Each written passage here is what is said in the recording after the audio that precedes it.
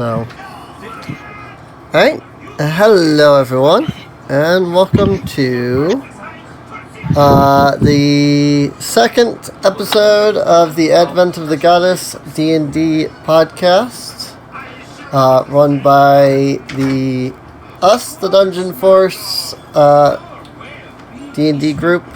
Not officially affiliated with D&D in any way, I should note, with D&D Wizards of the Coast. We just play D&D. So, Hashtag not sponsored, yes. Sponsored. Love to be sponsored, but not sponsored, so. Yeah, best chance we have is Raid Shadow Legends. Yeah. Hell no. Oh, that just reminded me of Would not an touch idea that I'll Raid talk about Shadow later. Legends with a 10-foot pole. Hashtag Wizards of the Coast, please hire me to create my own universe for D&D. That would be awesome. Uh-oh. But in either case, again, welcome, and I'll go ahead and, as last week, I'll let all of our players go ahead and introduce themselves. It starts us off with Andrew there. right. I am Andrew. I am playing Anna, a druid, specifically a druid of the moon, or circle of the moon druid, and not very charismatic.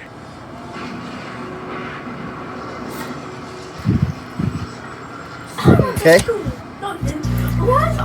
Is this me then? Yeah. Hello, everyone. Hello to anybody who happened to be listening. I'm Gunnar. I'll be playing the elf code name Lexicon, and swashbuckling rogue. That's about it.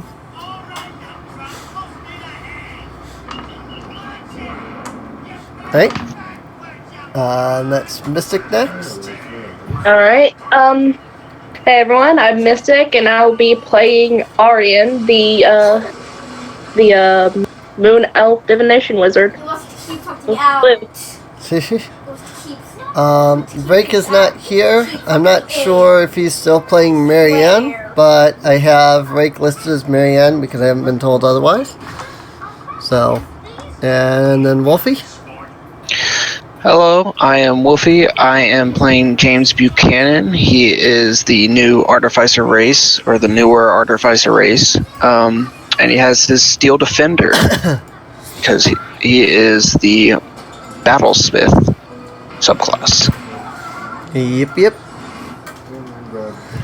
And I am Serene, Dungeon Master, writer of the campaign, creator of the Aletheia universe, and Versamy, in which this campaign, the planet that the campaign takes place on.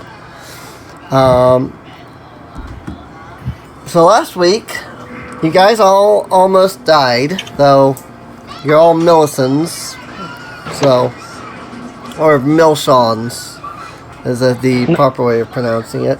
But you're all Milshons. Not the worst thing that we could have almost done. Right. Luckily, Well, considering our race, we die, we just come back. yeah, technically you have a pseudo-immortality, so you can still Although it die, does but only, you don't die permanently. and it takes to the next sunrise, I do believe, for us to come back. Yeah, it takes a full day, so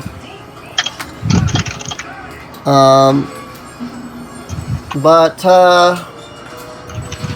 in the last session, aside from almost dying, you all found the dwarven city of Dug Maldur, which was the the first dwarven capital. However, it was also the place where the dwarves got corrupted by eldritch magic and were turned from their stone and metal counterparts into their fleshy counterparts that we all know today as dwarves.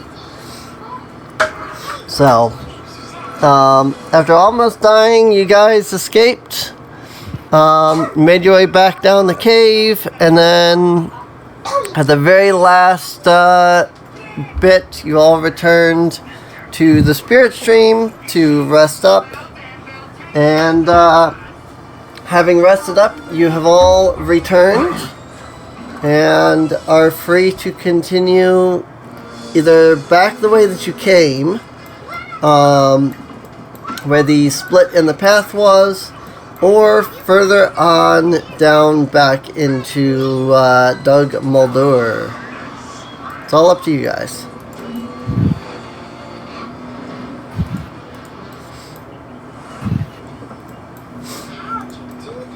Well, map tools doesn't seem to be wanting to launch properly, so that's fun. How fun. Need to task manager it because it's not doing anything.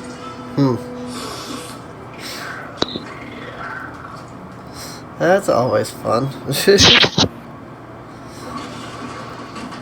But yeah, where do you guys want to be going? You've got Well, I guess this is good.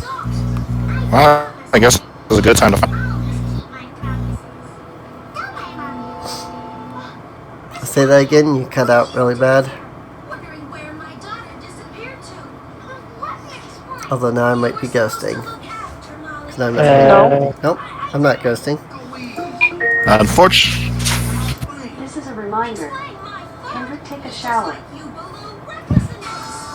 unfortunately, I have to be right back. My mother wants me to run to the store with her. Okay, This is a reminder. I'll be back. okie Take a dokie. shower. Alright. Well, I know going back that way poses no threat to people like us. I don't particularly care for things that can affect so easily, or at least targets those with less charisma, as it may be.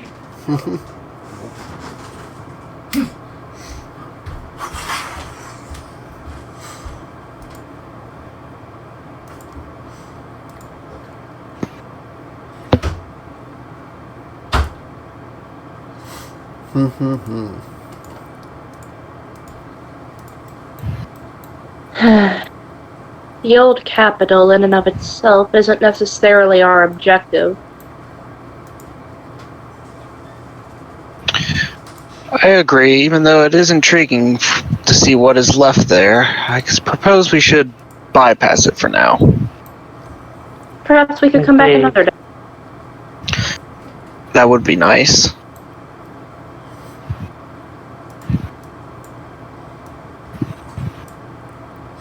After all, I don't feel like that place will ever change too drastically.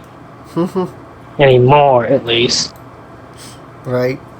Not as long as Mammon's residue exists there.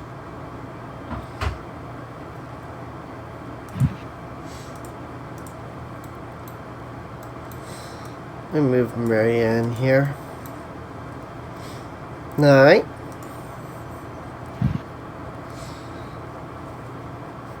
Alright, well, so you guys, from the sounds of what you're saying, I'm guessing that you guys are making your way back to the intersection to head the opposite direction. Mm-hmm. Mm-hmm. Doop, doop, doop. Let me just go ahead and move these out of the way now that we don't need them.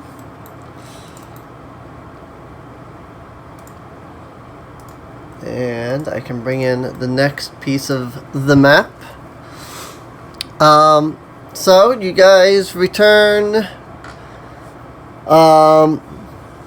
having returned to the intersection here. You begin traveling down the other pathway. You travel for a little while, down the winding cavernous path, until you notice that the cave is beginning to open up more. Let's see. Let me just move these out of the way real quick, and I will attach that there for your characters to stand in. Boop.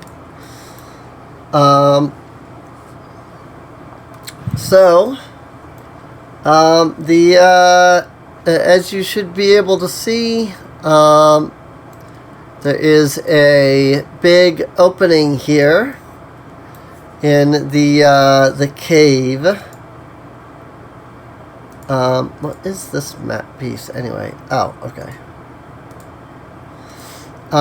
But yeah, as you can see, the big opening here in the cave.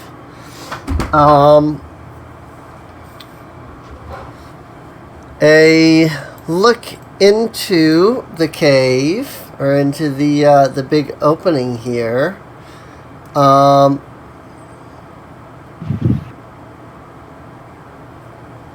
reveals creatures that I don't actually have open right now, apparently. There we go.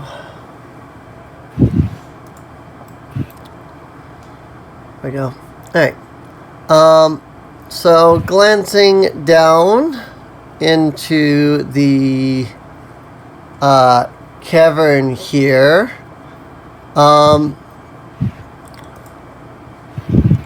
you can see a group of little tiny creatures.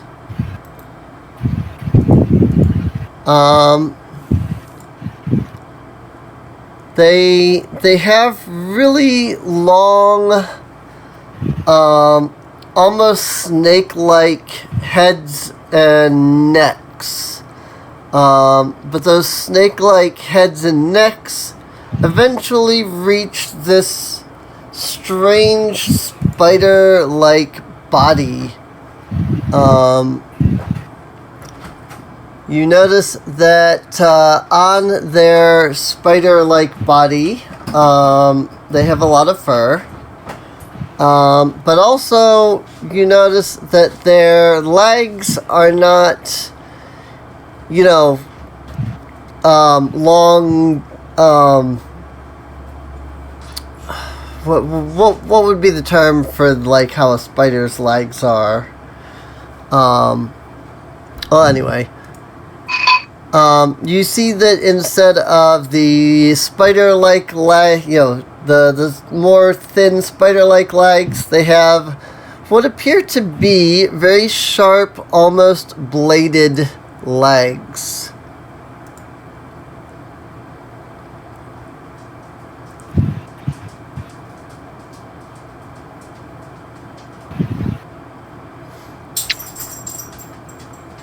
Interesting tree.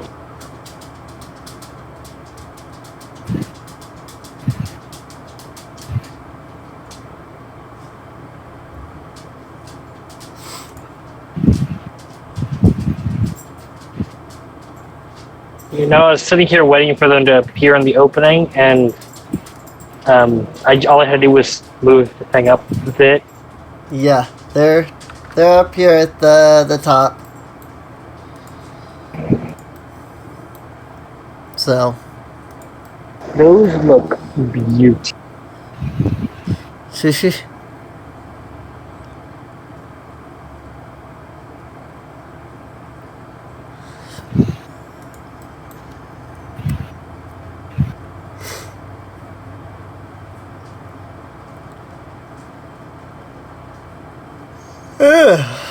Sudden yawn, jeez. Oh yeah, I can see.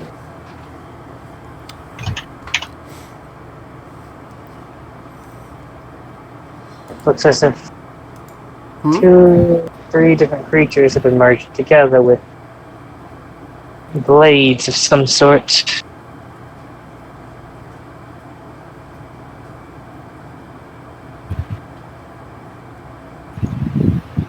I don't think I've encountered creatures such as this before. They definitely do seem somewhat grotesque. Not a fan of the long necks they have.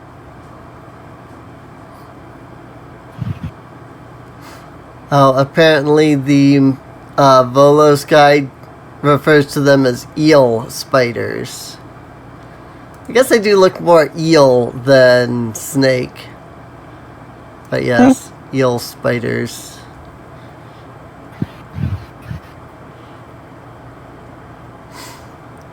I mean, to be fair, I don't hear anything in that description saying they have blades for legs. So...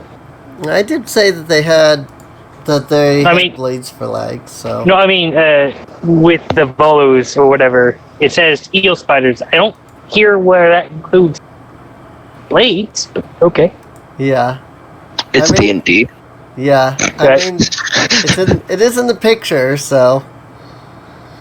They have very long, sharp, blade-like legs here, so... Unfortunately, from what I understand, some creatures in the 5th edition don't look like they should. So that's a sad thing. Yeah. But so do they make notice of us? Well, let's see. That depends on how you guys are moving. If you're moving at a pretty standard pace through here, then more than likely. If you're wandering carefully and slowly, then you can roll stealth checks. It just depends on how you guys are wandering. I mean, if there's people in the party that can't see it in darkness, should probably go slow. And I don't know if anyone currently here can't see in dark. Or at least, I don't know if James... No. He can't see in darkness? Nope. I do have that blue lantern, though. Still have that. You'll have the blue lantern. So I guess the question would be, would you be moving slow because of, lack of visibility? Okay. No, not at all. No. So you're all Milshons, so, keep in mind that Milshons are known for being reckless and fearless. Right. Because, immortal. So... I mean, it's still annoying if you have to wait a day to come back. I mean, you wait a day to come back, but you don't notice that. Like, if you read the book, to you, it's instantaneous. So... Sure. It isn't... It's only when I imagine it's only when a sense of time urgency in the world that it would matter much. Right. Okay. So... But, okay. So, if you guys are making your way at a standard pace, you've got your lights and things. As you kind of reach the edge of the, entrance here, and you start to, pass in, when you take notice of them, you notice that at about the same time as they have taken, or as you have taken notice of them, they have indeed taken notice of you. So, so with that, let me just roll this out here. And we've got, whoops, I clicked the wrong button on that. Do that and do that, and then we've got a modifier of that and that, which puts them, well, Lexi, because Gunner is currently AFK, which then puts James +7, so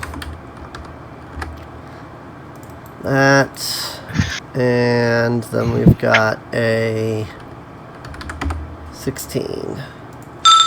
Whoops. Sort initiative. So that does put James first on initiative.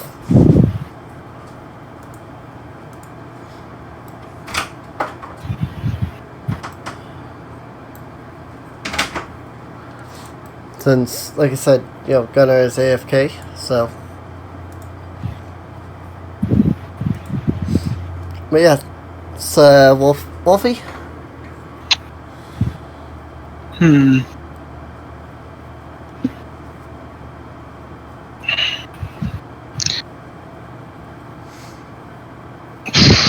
Well, so they are looking hostile to us then? Yeah, they are looking at you. They look hostile. Okay. They may want to eat us. May want to eat us. I mean, that's kind of weird. Mm-hmm. I don't want an eel nibbling on me. Guess I will move up. Yeah. 1, 2, 3, 4. I'll just move my full speed and shoot with my crossbow at him. Okay. I guess I'll go at the hatchling 2. Alrighty.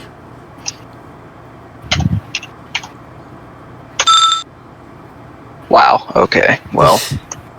Unfortunately, 10 is not a hit. I like how I have an attack bonus of +8. Plus Still 8. missed. He's +8, and you rolled a 2. Hey, Yep. At least you didn't crit miss, That's true. Yeah. I mean, with my bonus action, I'm just gonna command Brahm to go attack. Mm-hmm. Oh, he'll move his 40 feet to there. Alright. That's it.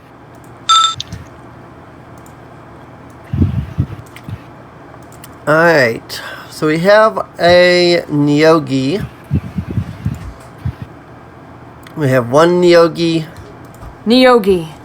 Yep, that is apparently how it said it, according to the 5e tools. We have a Neogi and 4 hatchlings. So this Neogi here is going to go ahead and step up about this far. That should put him... No, that does not put the Neogi in range. That far. Now he's in range. It's that diagonal. That's what it is. Yeah. So the Neogi is going to look at James here. It's going to stare at you with its magical eyes. Go ahead and make a wisdom saving throw. Need. Ouch. Love my rolls tonight. It's great. So it stares at you. You feel the world around you begin to spin for a moment, and then you fall under the Neogi's direct control. You are charmed. Yay. And that's all it can do. So, Aryan. Now, will I be able to resist it each turn, or is it one that's just completely under for duration? Let's see. Whenever you take damage, you can repeat the saving throw, or when the effect ends, it automatically. Okay. Yeah. When it dies, the effect ends. Or when you take damage from something. Okay. So, but yeah, Aryan, Mystic. Alright. I guess. You are way in the back there. What's the current distance so I know how far I might need to move up? To the Neogi is 60. Beyond that, it's 80 and beyond for any of the others, so. Alright, let's see. Let me go ahead and pull up things so that I look at range stuff. Yeah.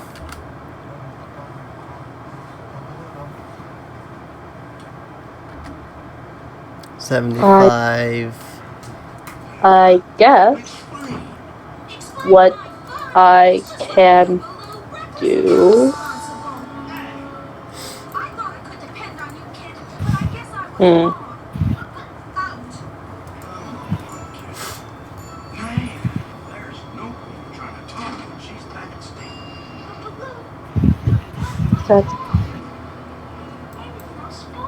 I'm debating right now. Let me go ahead and head back to the stream so I can look at stuff.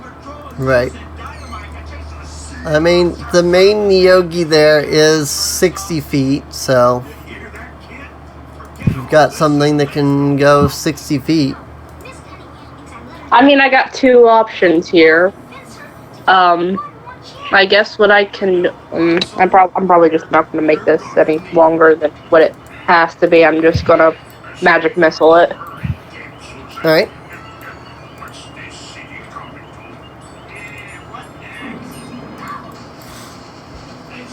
Launch off your magic missiles.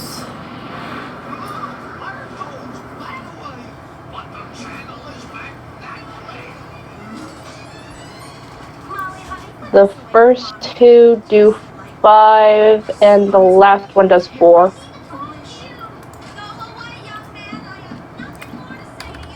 Five and 4. Alright. Loot. Alright. Anna.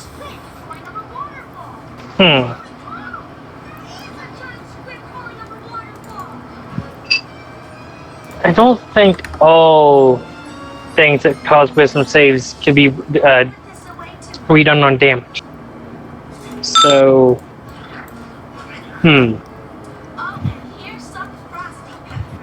because the smartest thing for me to do would probably be cast Spike Growth, so that way that's several different points of damage for him to even really do too much. But the fact of the matter is, I don't know. I don't think. I imagine we could tell that he's currently charmed, right? Yeah. But unless I know what this creature does, I don't think I know the specific type of charm used. Probably not. These things are pretty alien, according to the Volos guide. And I don't think all charm effects damage, or all charm saves can be made with damage. Not So all of them, but most of them. Well, then if most of them can, it can be a conclusion I come to. It could be. I mean, there is a difference, of course, between charm and domination. Domination Right. doesn't, charm does.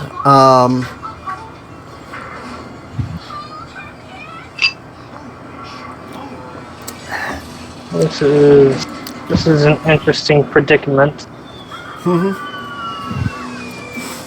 How far away is? Why don't you make... I'll give you a free intelligence check. Just Well, intelligence, no no proficiencies. That's a decent roll, and what's my bonus to intelligence? Well, I get 1 to intelligence. That's a 4. Say again? 14. 14? Excuse me.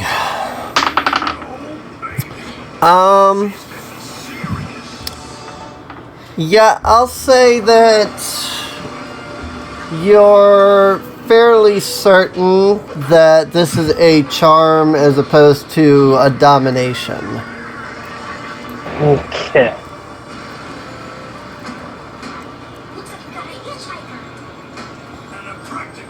In that case, myself.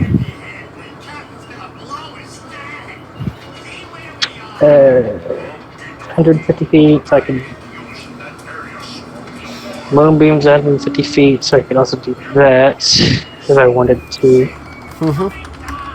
What sucks is heat metal specifically says manufactured, and I don't imagine they're not as manufactured. So, No. even if they do happen to have. Despite their pictures showing them wearing armor, they don't have any that's listed, so. I mean, I was referring to their like blade legs, No. but Nope. Those wouldn't be those wouldn't work on heat metal either. Or heat metal wouldn't work on those either, I should say.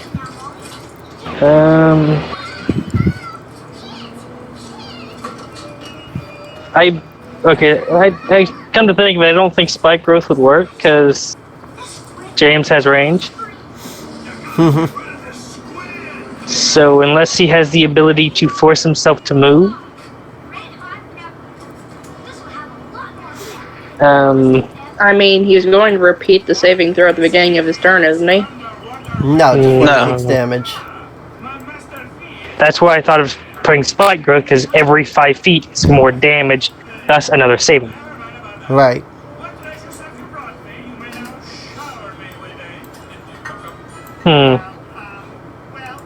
And the Neogi would have, the Neogi would have James attack in whatever fashion he has. So, if James has And- range, he would attack with range.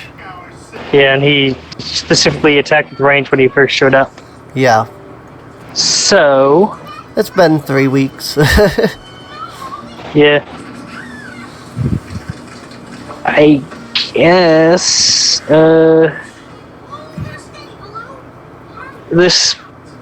since we can't, unless we can force James to move, I'm not going to use spike growth because he can just sit there and shoot us. Right. Unless we literally go back through the path, and that's just asking for him to get killed from them, and then us have to wait a day for him to come back. Because we'd still be here. So I think this thing is within 100. This thing is definitely within 100 feet. So I'm going to moonbeam it kind of. See if I can make it die. Okay. And I believe that is a Constitution saving throw from it. And that is what, a 5-foot circle? A 5-foot circle with a 40-foot high cylinder. Right. It's a 5-foot radius. I mean, but Right. yeah. Moonbeam. So, yeah, 5-foot radius, 40-foot high. So yeah, you can just drop that wherever you want. Plop it right on top of it.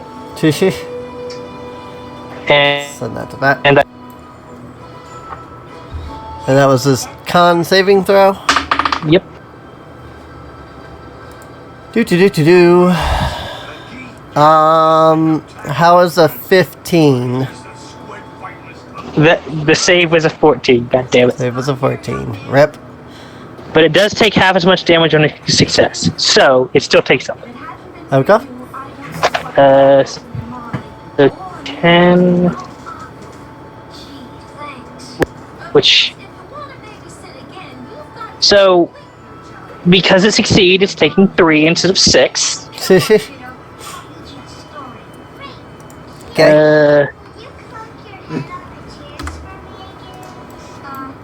This. When does this? Does it hit it on when it? Okay, so when it starts its turn, it has to make that again.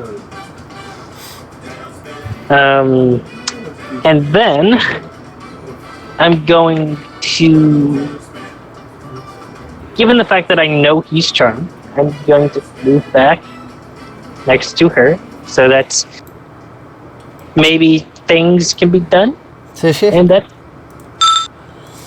Okay. that's that. That is that.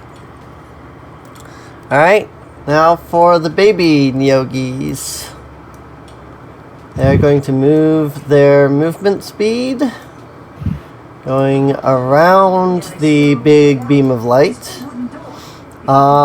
And then they are going to continue to move their movement speed by dashing. Whoops, that was 25. That's 20. This one is going to go ahead and start climbing on the wall over here. Oh, I mean, they have spider legs, so. yeah. If they want to take a fight to the ceiling, I can take a fight to the ceiling. Just saying. Not again! Right. But that does bring us to James, who once again is currently charmed. Okay. So you said the The Neogi would basically tell you to, fight the, your friends there. okay. Arya and Anna there. Okay. Yeah, I guess he'll just shoot Ariane. Oh, no. Ariana. I rolled a D2, so That's a 25 to hit. Can't hit the enemies, but when attacking your allies, not a problem. yeah. Apparently Oh, the boy. game just wants you to fight your allies there. Pretty much. Alright, so that's 9 damage to poor Aryan. Yep. And then I guess seeing how he has to attack them, he will order Braum to go attack them. Yep. I was hoping that they couldn't make him say something. Sadness. Unfortunately, it has him under control, so. Yeah. I wish I could.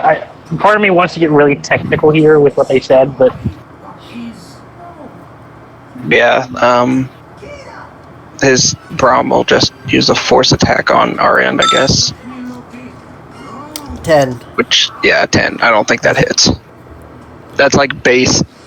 Yeah. Base D&D, it doesn't hit. Right, that's base. I'm so. safe this time. Alright.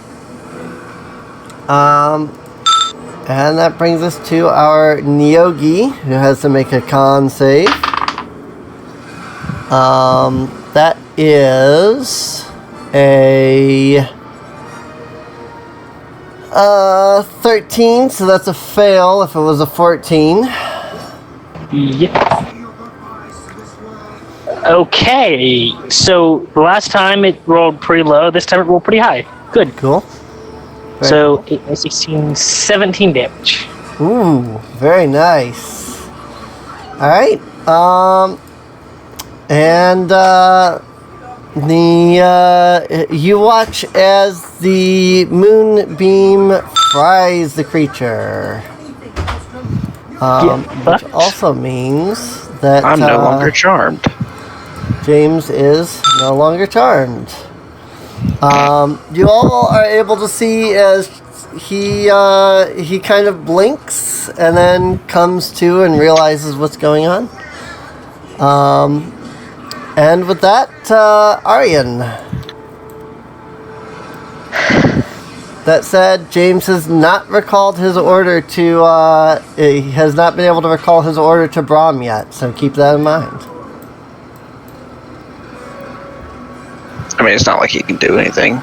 Although, he can use his reaction for something. Right. That's what I was meaning, Yeah. is that Braum can use its, opportunity attack if Aryan tries to walk away. Oh, yeah. Sadly, this talking being a free action, demanding it's not. Oh, yeah, I have to use a specific bonus action to. Yeah, Right. blocking is a Order free action, but unfortunately, to command is a bonus action. So sometimes it's even an action. It just depends.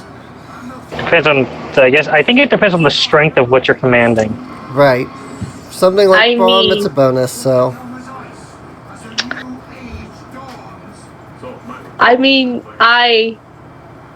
this is where things are going to get funnily technical. Alright, but Arian is going to be moving it more into the cavern, which would proc an opportunity attack, but guess what? You're not out of his reach. yeah, You're not out of his mean, reach, anyways. If you're only moving 10 feet, you're fine. If you move more than that, then you'll be moving out of its threat, which will Yeah. provoke. But you can get around him just by moving 10 feet. So Yeah.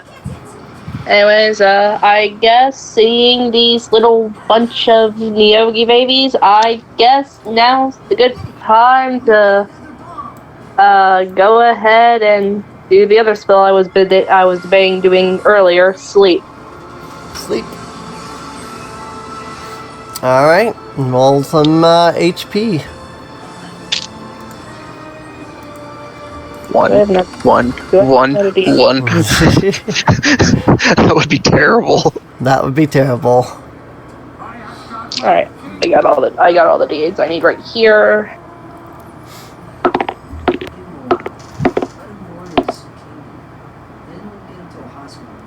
Alright, count them up. I'm thinking you should put it in safe. Now, maybe with some phones and glass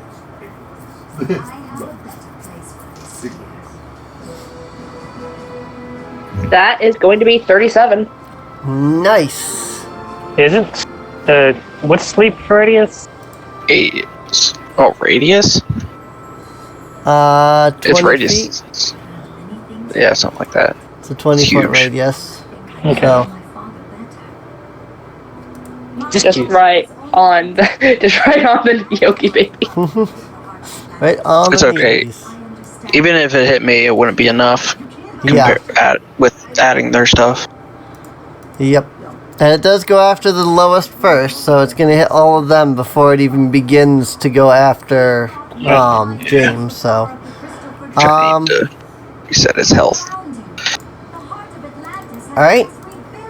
I'm just going to go ahead and end that because you guys knocked them all asleep and they're not going to wake up till you attack.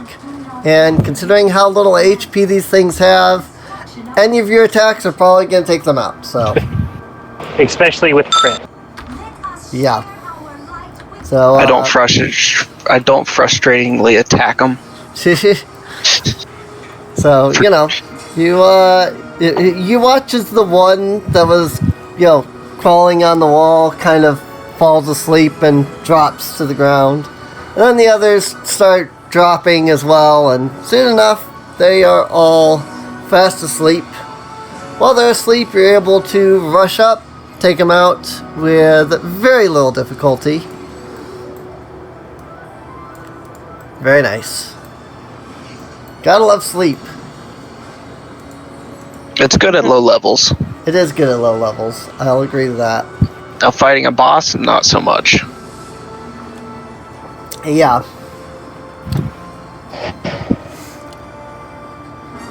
Very good. I only have one use of Moonbeam left. If I decide to use it. I also like how my phone died, like, right after I was dropping the sleep spell, and then it's just like, well, I missed a bunch. Rip.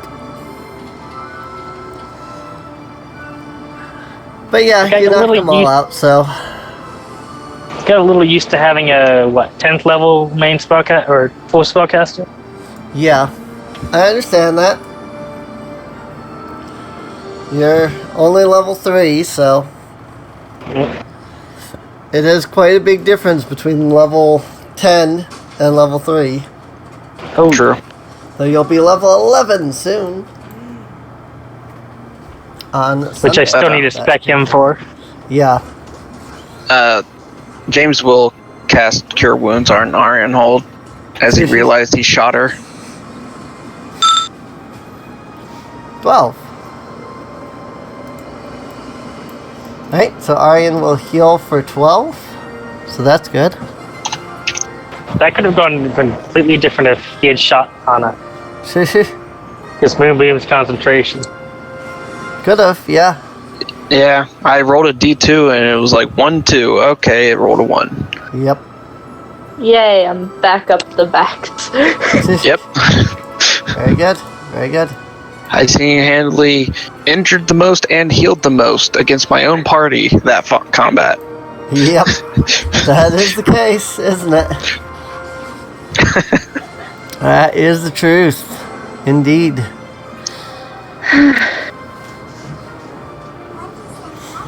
Alright. Well, that's that. Mm-hmm. Indeed.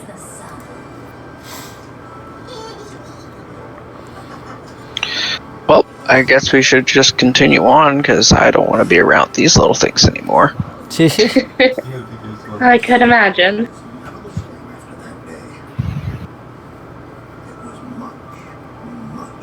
Considering they have the ability to charm, at least that would it look like. Most definitely.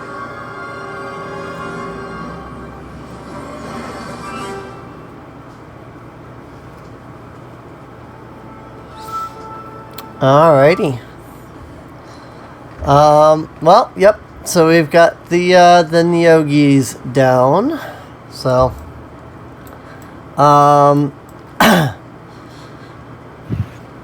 and with that, you all. Can I take one of their legs? How sharp is the blade on them? Not too terribly sharp. Could it be sharpened? It's, I mean, their claws, which are the legs, deal dagger level damage. Oh, So, kind of want to take one of the legs. you can make a survival check. Says you don't want to be around them anymore. Proceeds to steal leg. Hey, he doesn't want to be around them. That doesn't necessarily mean he doesn't want a trophy. 23. Okay. Yep. More so, I want a melee weapon. Melee weapon. So you can just count that as a dagger. Okay. Neogi leg, make it a dagger. So. That'd be plus. Yeah. 1d4 plus 1. Because my dex is amazing. Not. Right. I'm a skill monkey. Not a combat person. Right. I understand that. But yeah, now one of the hatchling's legs would be basically dagger length and things, so. Okay. It's because what we presume to be the mom got incinerated. Right. Kind of got, reduced to, ashes from... I mean, I guess technically Moonbeam is radiant damage, but... It is a... it's a radiant does say fire, though. Yeah, it is... It specifically says fire, but it's radiant. Holy. Yeah. Well, it's a ghostly flame. It's a ghostly So it's flame. ethereal in nature. Yeah. That's even worse. It just disappears. There's no ash left from that. Incinerates everything. You just do the fucking Thanos snap. Something like that, yeah. Thanos beam.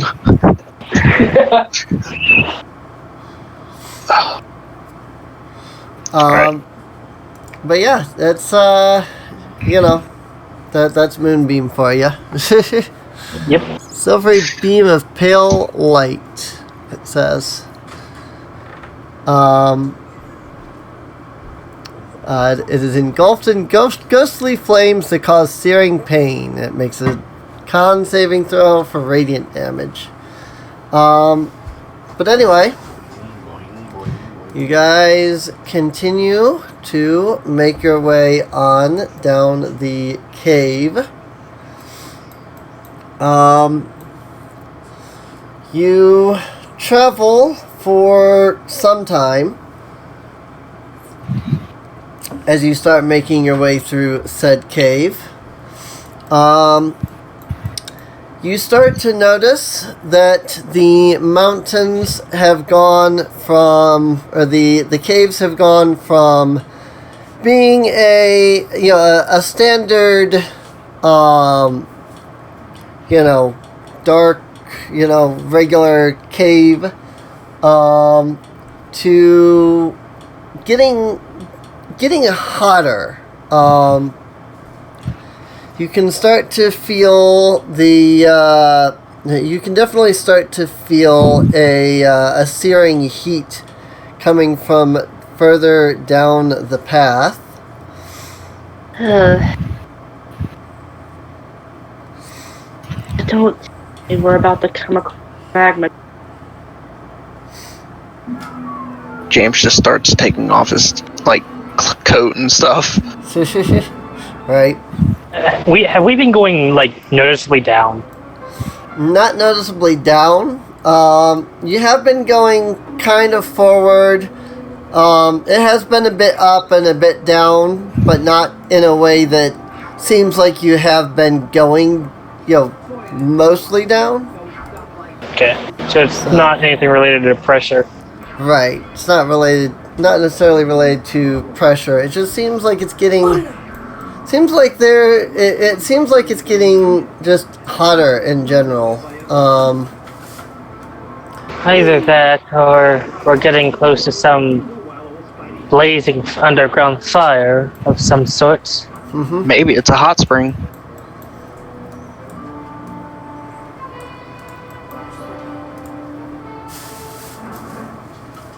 I call all in favor of hot spring. Move a couple things here. It wouldn't be the worst thing in the world. I have felt it be anything so pleasant considering how warm it is. I mean, what's a little, melted flesh gonna do for you? It's okay, right? I believe I prefer not to be in pain. Thank you very much. And if combat ensues, I might want to take better caution when transforming into the dire wolf. Oh yeah. He's bound to do good things to that. Indeed. Well, what not with all that fur? If you die in your direwolf form, can I make a coat out of your pelt? Unfortunately, that's not how that spell or that ability works. I simply revert back to this and continue on as normal. Damn. Think of it as a secondary life added on to the one I already have. Not Clearly. to mention when we die, we don't necessarily leave remain. True. That too. Hey, direwolf pelt goes good in the market.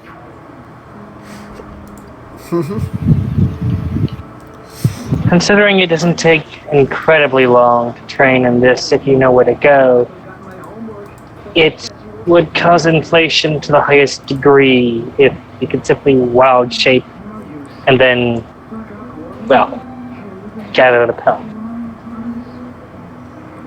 Capitalism.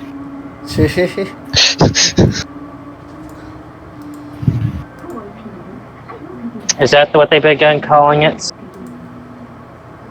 I think so. Whoa, that's way bigger than I thought it would be. I feel like that's the same sprite from the Demise fight. Or at least close to it. It very well could be the exact same thing from the Demise fight. I mean, repurposing assets is fine. Games Right. do it all the time. Oh yeah. Just look at Majora's Mask. I mean, look at the tiles that I'm using, you know? I've Right. used these same tiles multiple times. I guess to be fair, Majora's Mask was made in a year, so they had to reuse assets, but Yeah. Yeah. I mean, look at the Call of Duty series. Yeah. I haven't played it because I'm not much for the shooters. I'm very much more into the Zelda.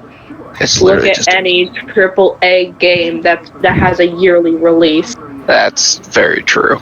That's very true. Yeah, unfortunately, nowadays it is very common to just put out what is basically the same game, but with very slight modifications, and then sell it for, you know, 60 Full bucks. price. Yeah. Gotta And then look there's at the industry. Nintendo. That's all Call of Duty ever has been, so. And then there's Nintendo making Breath of the Wild 2 because either they had too many ideas for DLC or whatever. Yeah. According to what they said that they did. The DLC went over so well that they decided that they were going to put out more, except they had so many ideas for DLC that it became its own game. That's how a lot of series end up, Yeah. surprisingly. Surprisingly. I guess that's a good thing because that means more content. And like Yeah.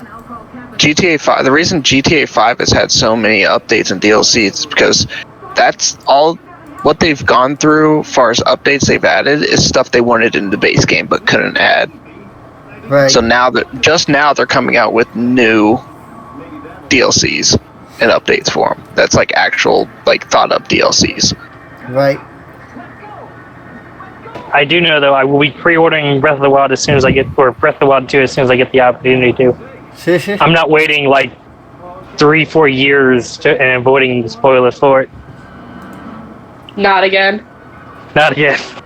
It was worth it the first time. The second time I don't think I'll have the self-restraint, unfortunately. Right. Because Mystic can attest that I went so long without hearing anything about Breath of the Wild. It really helps that you were in this period when I was playing Breath of the Wild, so it's just like... Yep. And it's just like, I don't want to hear anything. I'm going to quickly talk about the shrine. I'm going to just mute myself or deafen myself for a bit. Because I think that did happen at least once. It's happened quite a few times, actually. But I can attest it was incredibly worth it because I didn't expect 99% of the stuff. Right. Like Gunnar here is saying in the chat, you know, KOTOR 2 was made in 14 months. Hollow Knight Silk Song was originally going to be DLC, but it got so big it's a sequel game. But anyway. Yeah. So tell me, when's Silk Song again? So as you guys travel further into the caves, you can begin to see what appear to be small patches of kind of magma rock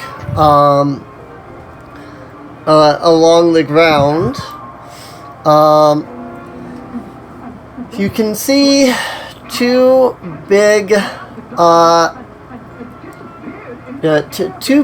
obelisk-looking structures,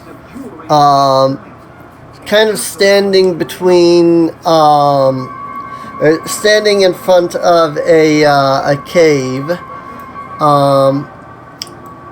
There is. Hang on, I have the wrong tile here. I just realized. There you go. Actually, that needs to be. Need to flip it and then do that. There we go. It's supposed to face that way. Anyway, so you can see that there is a path further down the way, but you can see that there seems to be this path with these strange obelisks. They're big, I guess pyramidal obelisks, because they are triangular. But they're these little like pyramid style obelisks with what appear to be big either claws or horns or something kind of sticking off of the obelisks.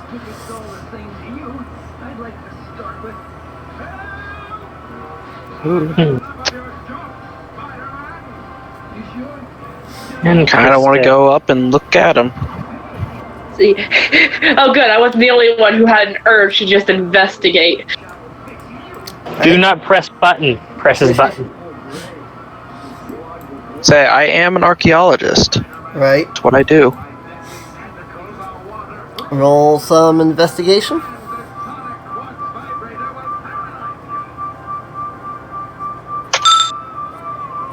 $14. 7 plus 7. And Lol. I'll go ahead and do mine as soon as I find out where. Do you ever actually use the features that backgrounds grant? I mean, I personally haven't really ever done that. Usually all I do for backgrounds is just give myself extra proficiencies. Yeah. I don't ever bother with the actual, like, features themselves.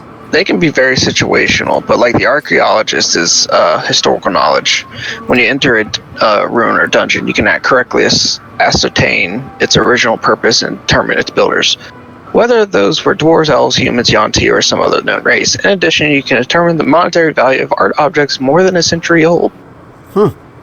It's like you said, very situational, but... Yeah, very situational.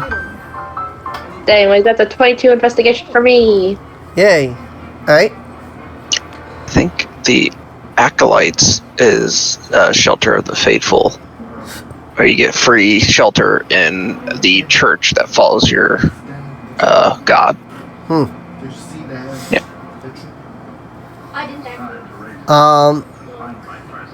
So, as you stand next to one of these obelisks, you spend a few moments looking them over, kind of, examining them, investigating them. The obelisks look pretty old. They definitely have some, I guess, demonic design in them with the horns.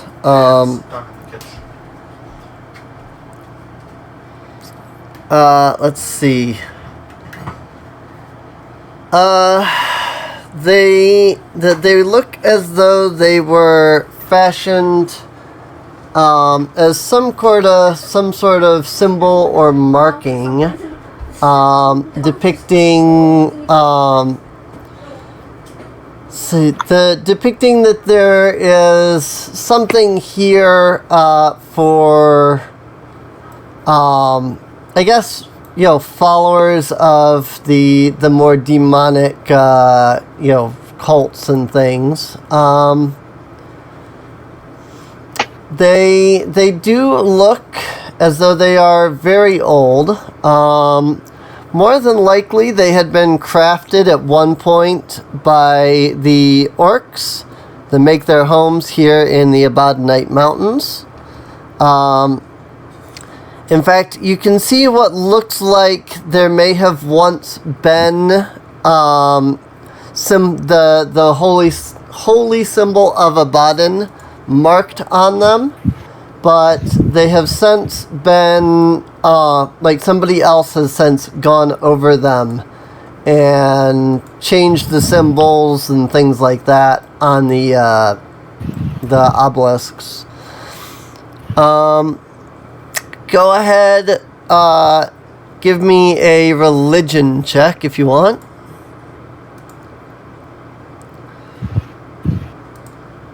That goes for either of you that were investigating it. Yeah. I'm religious. That's an 8 for Wolfie. So there's that. Yeah. Just don't even bother. Yeah, that's a nat 20 equating to a 24. And that 20 equating to a 24. Nice. Very good at hitting the party. Woohoo! Yeah, that really has been about the only thing you've been able to do so far, which is really unfortunate. I mean, technically, if they said anything, I could offer a +1.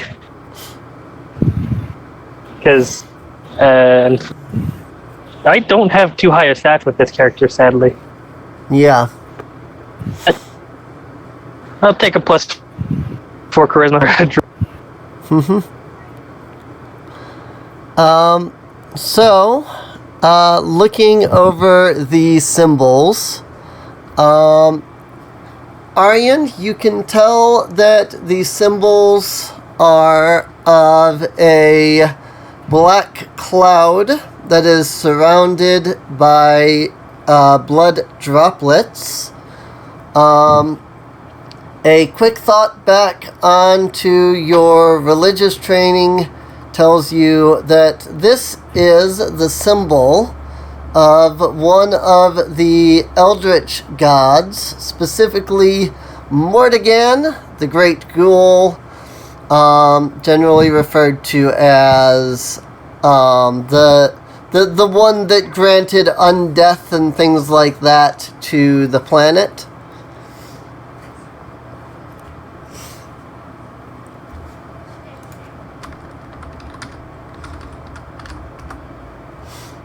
Let's see. And I might be ghosting? No. Nope. No. Nope. Okay. He's also known as the Charnel God, Charnel.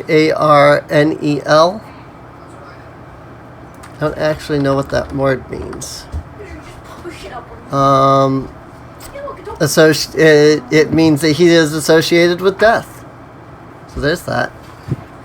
Fair enough. Sounds fun. I literally just looked up the word charnel, and it's a noun, short for charnel house, or an adjective, meaning associated with death. Charnel house, a building or vault in which corpses or bones are piled, a place associated with violent death. Fun. So yeah, he is known as the god that a lot of the undead cults tend to worship. And or murder hobos.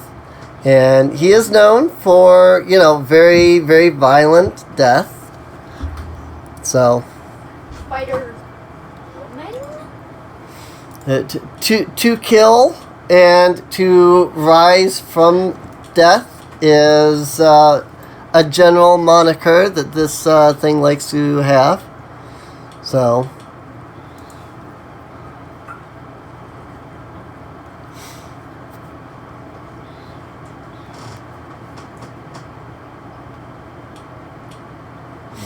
Also, I don't know if Mystic is having an issue.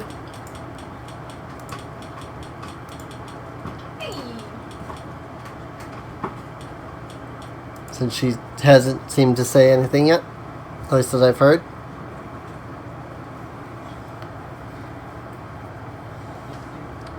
I ghosted? Hello. Lol. Now I ghost. Welcome back. Yep. I'm like, I must be ghosting. Nope, wasn't ghosting then. But when I'm like, I haven't heard anything from Mystic in response to what I've said. Now I'm ghosting. Of course. Anyway. But yeah, Aryan would go ahead and relay the information to the rest of the party. Mm-hmm. I see. Also, I think that means you missed the joke I made about that god. Probably. It's the god of murder hobos. Yeah, I definitely did not hear that, so.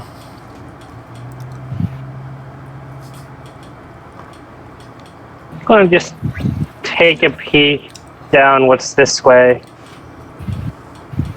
See if I can see anything down that bridge. What looks like a bridge, at least. Well, yeah, it's just the way the tile is there. So you glance down the path here. Let me make sure I've got that in view. Yes, I do. So you walk around the obelisk and look down the path.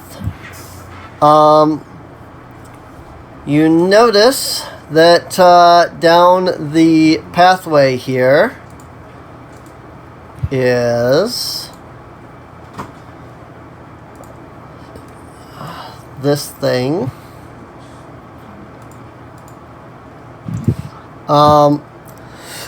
You notice that the path goes from being a cavern That is not Master Hand. to very clearly being some kind of man-made structure. Master Hand. Um, All you have you don't see much beyond a giant metal door that seems to block the way, though. So I turn to James. You're one for architecture, correct? No. Indeed. There is actually She motions the door that now exists. She now sees. You might find that interesting, then. The door that now exists. Of the character's life. I mean, it definitely didn't exist on the map before because I forgot to Right. put it on. Exact same time. So you're not. Yeah. I mean, yeah. To choose a name. So, I mean, it did. Select shit. None. Doing that will actually cause it to go. Schrodinger's door. Let's just call it that. Schrodinger's door, yeah, something like that. Yeah, technically, I couldn't see even this path until I moved up, so it Right, didn't matter. Not for player 3. indubitably. And then Oh, Oh god, oh god. It's both in a state of existence and non-existence. I have placed that on the wrong layer. That's why that's not doing what it's supposed to be doing. Lol. There we go. Now they connect. Yeah, I'll guess Like, I'll you can make those things snap together. Yeah. You can make those tiles snap together. Yeah, I can just move the tiles around however I want. It's based on which layer you have it on. Yeah, it's also like it's just like using shift click. So you shift click Oh. and you click multiple. Well, I mean, no. I'm referring to the fact that it just seems like it just snaps right next to it. Oh yeah, Right that's next to the other one. Yeah, because the tiles here are all based on being connected to each other. It's a dungeon generator tiles. So I need to figure out how to do that then, because I've been doing something wrong. you put it on the background layer. You make sure that it's set to snap to grid, and I mean it depends on what tiles you're using. These tiles are Pro Bono's 6x6 Mega Tile Pack. So I'm using. I'm gonna see if I can pop it up over here. I'm using these tiles, which are tiles? tiny compared to the ones you have. It's- oh. Although I think that might be because I placed it. It's a player thing, so. Yeah, I think you just put it on the. It's because it got put on the token layer. But So, this yeah, that's the kind of tiles I'm using. So yeah, these are definitely like a different type of tile. So we'll have to look into it after the session. But yeah, what I did was I went in to the add resource to library thing. And in the RP tools library, I just grabbed the one that I said there, the Pro Bono 6x6 Mega Tile Pack. So these ones are the grid 50, but they also have grid 100 and grid 200, which are ridiculously big. So 50 is fine. So, but let me turn off this VBL over here. This thing should not have VBL right now. Oop. Hello? Hello. Okay. It is my turn to ghost. Your turn to ghost. But yeah, so James was going to go ahead and walk down. Yeah. Okay. I imagine Aaron is not too far behind.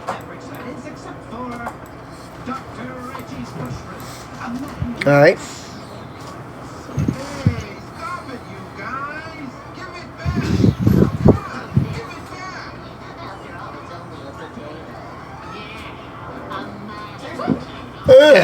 Sorry. Goodness. I will basically just try and determine who made it and any other details I can get from. Any other details?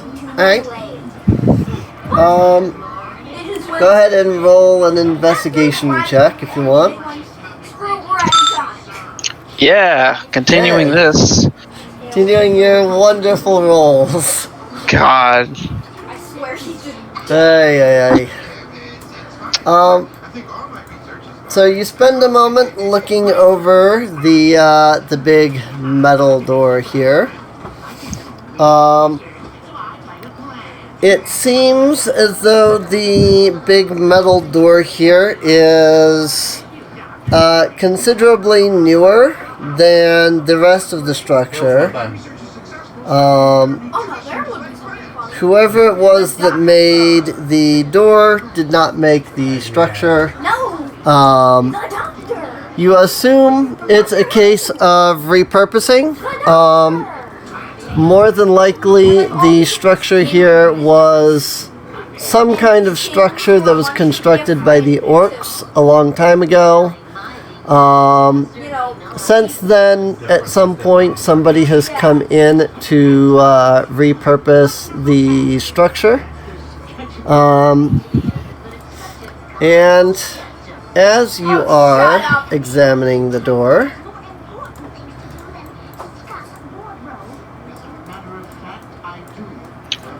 It opened. the door opens suddenly. I can honestly tell you that. And Oh. It was open. 64DS. Oh. Completely fake. behind Oh. the door are two big red draconic-like creatures, generally referred to as guard drakes. No. That's a no from me. I have one as a pet. These things take no longer than about 2 seconds to see you before they start showing their teeth and snarling at you.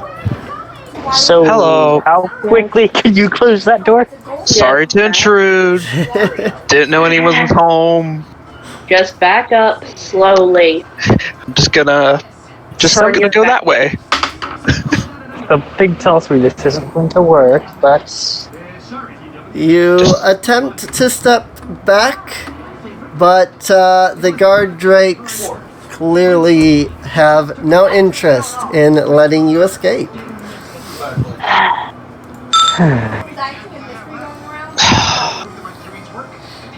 James, you're up.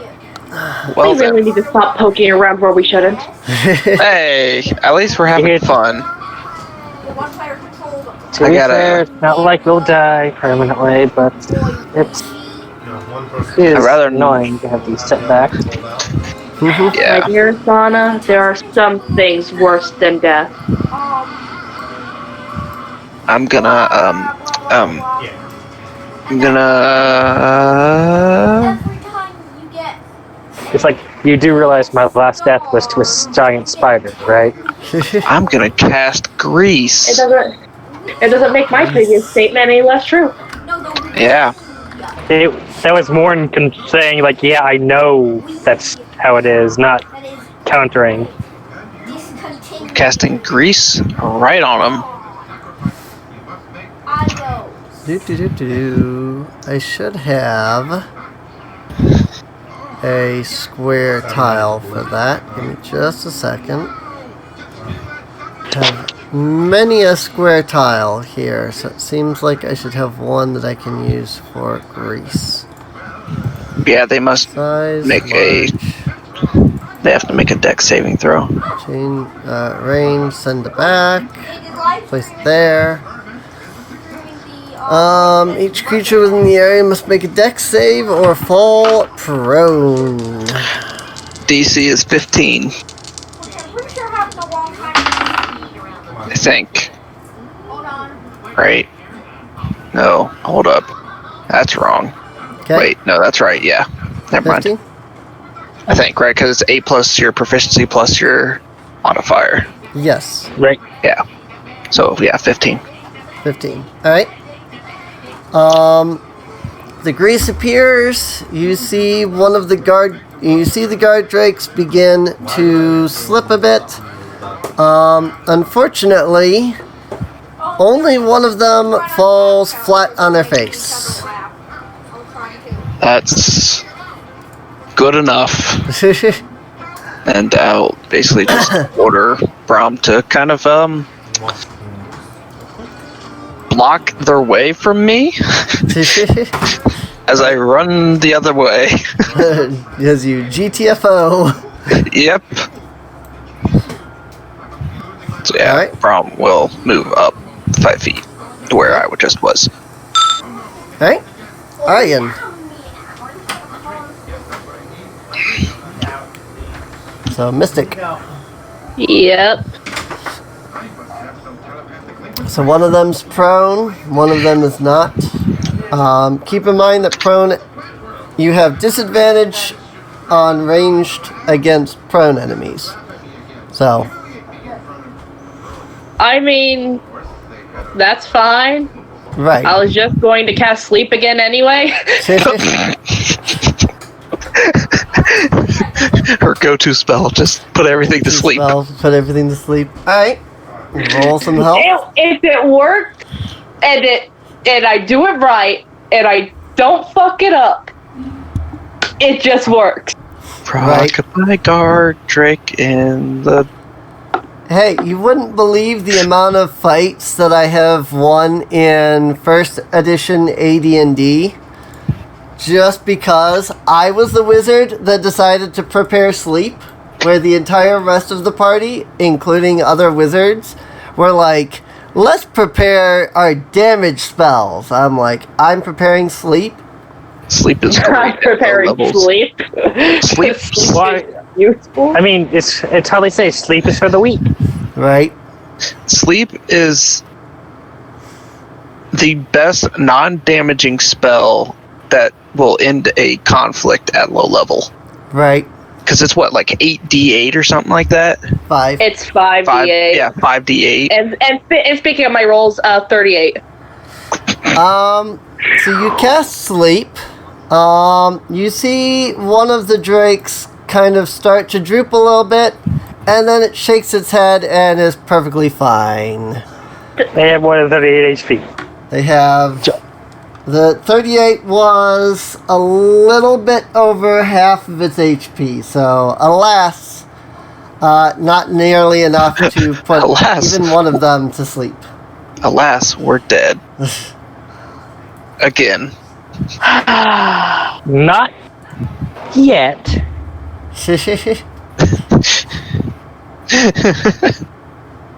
Not yet. You still have a chance.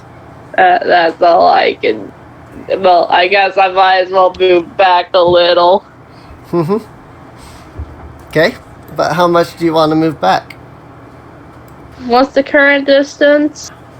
You are currently 35 feet, or 30 feet rather. So it's about 30 feet between you and them. Might as well go about 45. Increase that from 30 to 45. So about Like three tiles, like 15 feet. yeah. I mean, they are 4-legged creatures. They might have more than 30 movement. Oops. They have to get through Brahm, though. They do have to get to Right. Brahm, though. That Yeah. is true. We have a Braum, guys. It's perfectly fine. We'll probably run him down, but it's okay. Right. I can make another one. Braum's doing his best. Anna. So, does it look like the door can be closed again? Not while the creatures are right there at the door. Okay.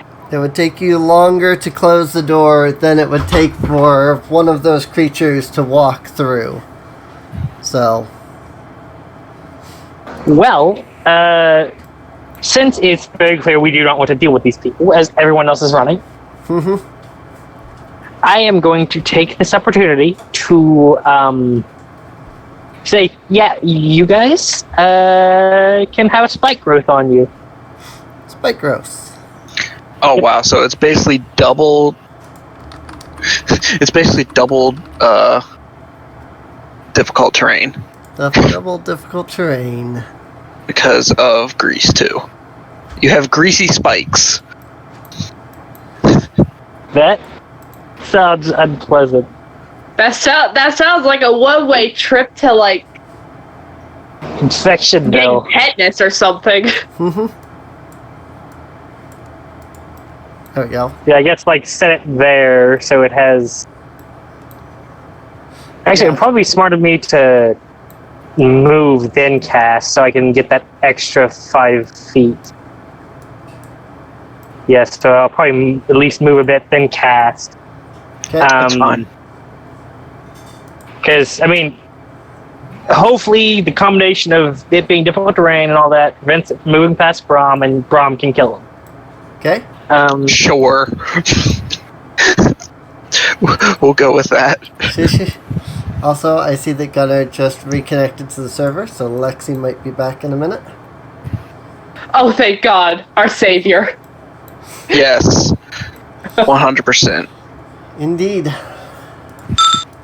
Alright. And, yeah, I think it's safe to say I'm going to move back further, because, let's see, that's 10. Because, that's a concentration spell. If they happen to somehow get past, or shoot fire, or something, I'll move there, actually. Right. Alright. And next person. Alright.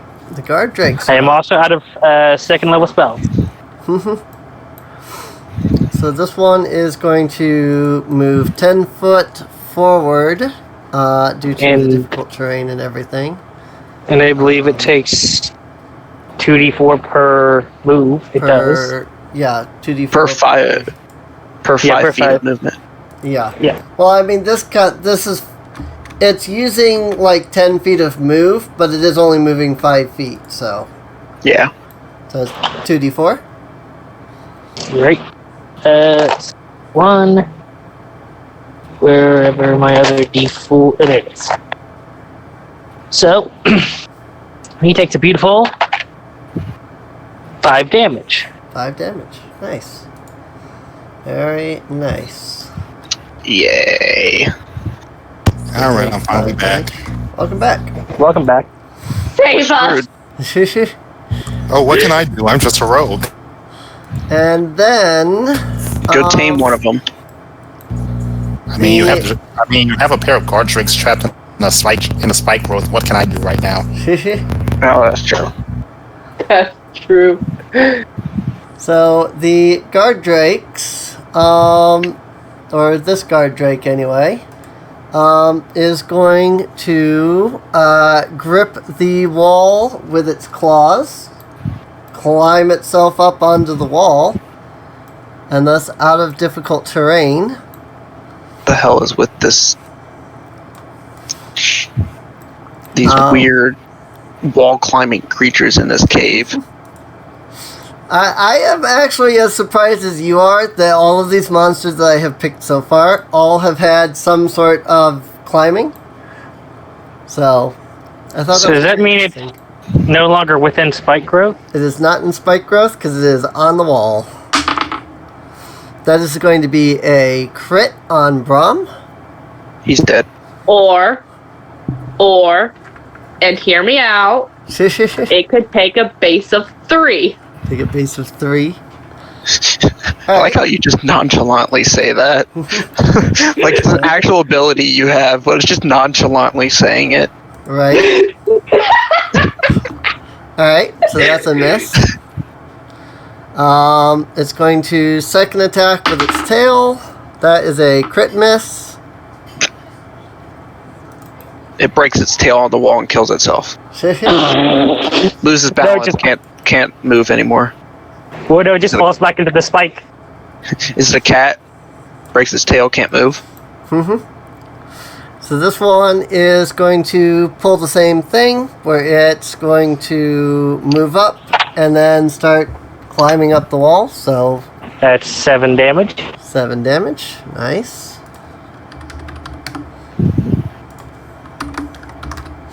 Alright. And since it had to move from prone and then climb and walk and everything, literally this is its movement speed. So it is going to, as its action, double move to here, which is provoking from Brahm if James, has Brahm, to do that. I said defend, so technically that Yeah. would. Yep, Yeah. makes sense to me. Okay. You should give him Sentinel. That'd be amazing. I can't give him feats, unfortunately. Darn. Yeah. 14 is just barely a hit. Yay. 6 And that's damage? force damage. I Okay. think it's force. Yeah, it is. Well, it's force empowered rend. Oh yeah, it's force damage. Okay.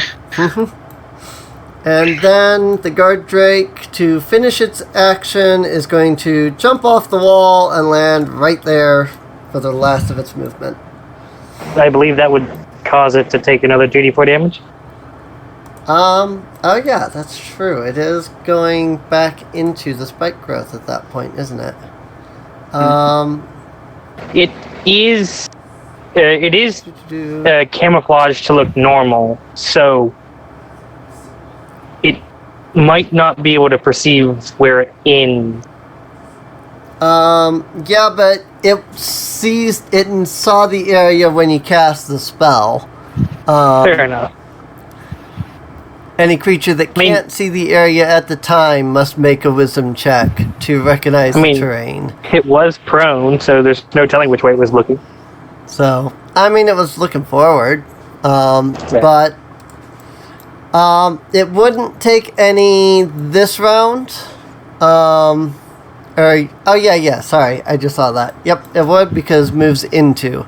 I did not see the moves into. So yeah, it'll take another 2d4. 7 damage yet again. 7 damage yet again. Nice. Very good. Alright, and that is it for what it can do. Which brings us to the beginning of the initiative where Lexi should be.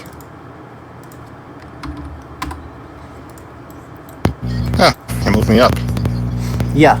I just had your character off to the side, so that wasn't where I was putting your character. I was just having the character off to the side so that I could bring them in at some point. So, yep, you're good. I believe one of them's in stabbing distance for you now. Mm-hmm.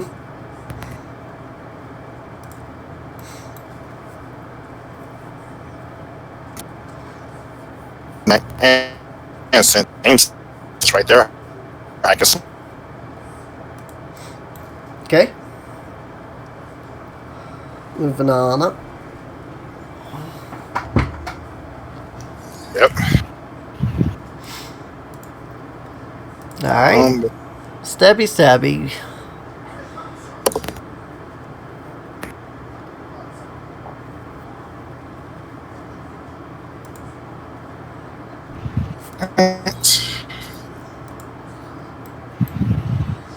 Okay, that's going to be 23 to hit. 23 will hit.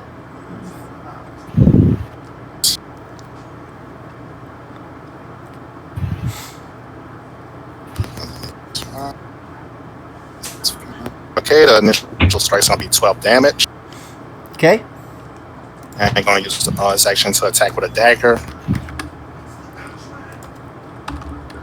Okay.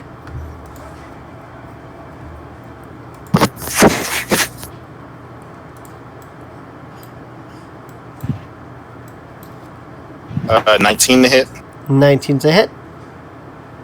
And just going to use a sneak attack as well. Okay.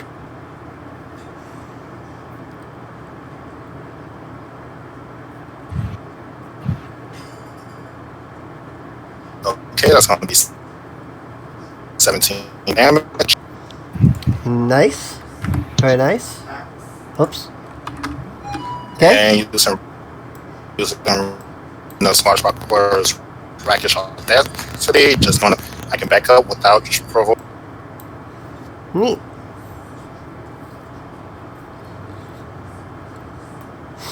Alrighty. It there. Alright, James. Should Well note then. that this thing is pretty badly hurt at this point. You know what? I'm gonna try this with disadvantage. I'm just gonna point blank crossbow shot it. Okay.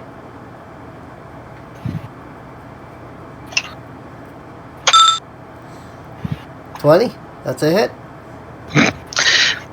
Of course, now at point blank range with disadvantage, I get a hit. That makes Right. sense. Right. Oh. And with that, a shot right in the head. It goes down. Down doggy. Can I order Brahm to grapple the other one? Yeah, you should be able to. Okay, we'll do that. Alright. I believe that's a Athletics. athletics versus its thing. I'm pretty sure it's succeeding. So when I rolled, I went, there's absolutely no way I'm succeeding. Yeah, the only reason that you succeeded was because that was a 5. Did it get a crit miss too? It rolled a 2 on the die. So Wow. you both rolled We both rolled suck the so same. bad. you both rolled the exact same number. And technically, because it is rolling, it's not a saving throw, but it's a check. The same number counts as a, win for the opponent. So, literally you both rolled the exact same number. So the only reason that it won, was because of that. So You're saying I almost won with a crit fail? you almost had won less with a than- crit fail. Yes. If it had been plus one more modifier, you would have been able to still win with a 6. Because it rolled a 5 as well. So Wow. At least yeah, that's alright. I mean, checks and things like that don't technically crit. You got to remember. So checks and saving throws don't technically crit. So or crit miss. So Alright. Aryan.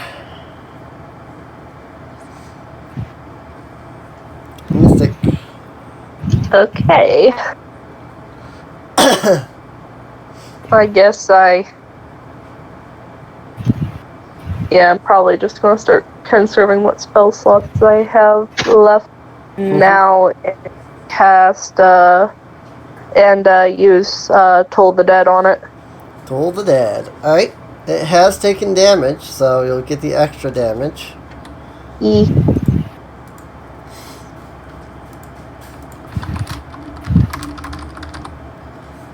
So it needs to make a Wisdom. Wisdom saving wisdom throw. saving throw. I was gonna say, is that a saving throw? Yes, it is. Yeah, that's a fail. Alright. 'Cause unless somehow you have both a negative proficiency and a negative modifier, because it rolled an 8, so literally base wins. So you would have to have Right. both a negative proficiency and a negative modifier, so that it goes below base. Alright. I mean, It's would- going to be taking 11. 11 damage. Technically, all she'd need is a -2 in her spellcasting mod. Because I'd put it at 8. I suppose. Yeah, she would need a -2 in her spellcasting mod. That's But if that was her spellcasting, I fear for his other. Yeah, it's 6 or a 7. If that was someone's spellcasting mod, I feel sorry for the rest of their stats. Right. Yeah. Unless it's a barbarian. Well, it's a barbarian. Heard of. Because you know one of them is a dump stat. I mean, I do know somebody who was playing a wizard, and their dump stat was their con, so they had -1 to their constitution. What? I don't know Why? why. Why? Actually, Like- I think they had -2 because they had 4 HP, and wizards have base of 6. Yeah, they have a base of 6. So they had -2 to their constitution. Yeah. Oh, that poor guy. You're playing an NPC villager at that point. Like, Right. your spells could kill you. Right. Pretty much. Is that even if they had a +5, wouldn't that still be the same? Even if they had a +5 to their con, wouldn't their spells still kill them? True. I mean, wizards. Anyway, I believe it's Anna. I was not looking at things, so yeah, just bear with it. So, I got around my thing, didn't I? Mm-hmm. She's asking that in character. From the look of it, it's on the wall. It's on the wall. Yes, it's on the wall. Peeks around corner, sees it's on the wall. Of course. Cast spike growth on the wall. Right. Unfortunately, it does specify the ground, so I don't think that's actually possible. No, it's not, unfortunately. Even if I had a spell slot. The wall is ground for something. Oh, that's good for something. Right. But Turn anyway. the spider, then its ball. Well, let me take a look at some. So is it still warm? Is it still warm? Yeah, the area that you're in is hot, yes. So probably not a good idea to transform into direwolf still. Yeah. I mean, you're literally standing next to this little magma pot, spot here. Both you and Aryan and Lexi. These little red spots here on the map. You got hot tootsies. Yeah. Technically, I probably should be having you make a roll because you're technically on the square, but meh. Let's see, what's this thing's movement? Okay, so a spider doesn't make it, a direwolf could make it.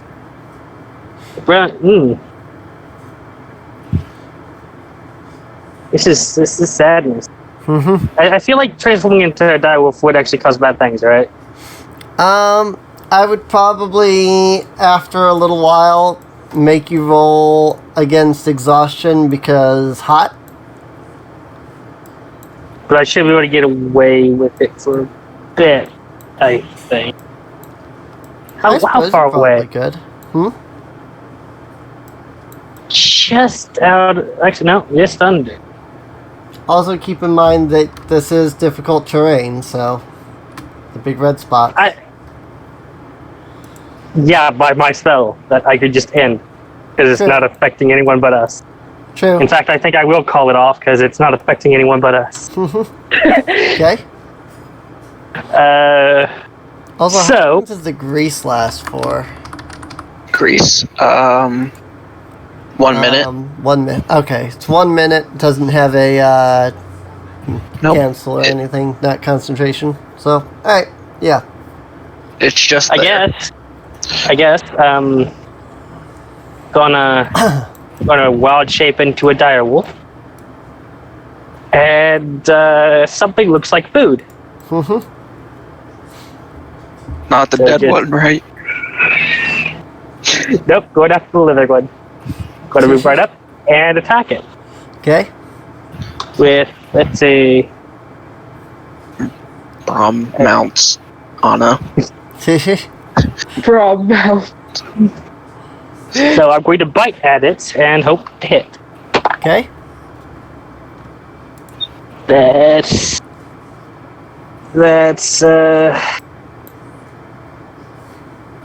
11. 11? Nope. You bite at That's it, unfortunate. and its scales are too tough.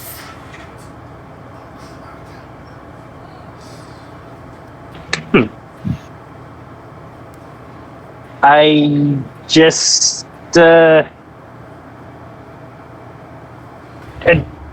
poorly attempt to growl at it intimidatingly. Because, -2 charisma. Right. Alright. Guardrake time. Well, noticing the spike growth is gone, it's going to drop onto the ground. And then it's going to go after the big thing that just tried to attack it. That's a crit. It's fine. It's going to try and bite the biter. At least you're in a dire wolf form. Right? So 12 piercing damage. Okay. It puts. Let's see. 27, 12. He's 25. Say again? I'm down to 25 HP. Okay. I thought you were asking if I said 25. No. That is a 24 to hit. A 24 hits a dire wolf. Yep. So swinging at you for 6 damage with its tail. Putting me down to 19 HP. Kind of hoping it does damage this form a lot, because otherwise it's wasted. Lexi. All right. Well, just gonna shoot the thing with the bow. Okay. Since it's within shoot, what was I gonna say? If it's within 5 feet. Yep. Shoot it with the bow and a sneak attack.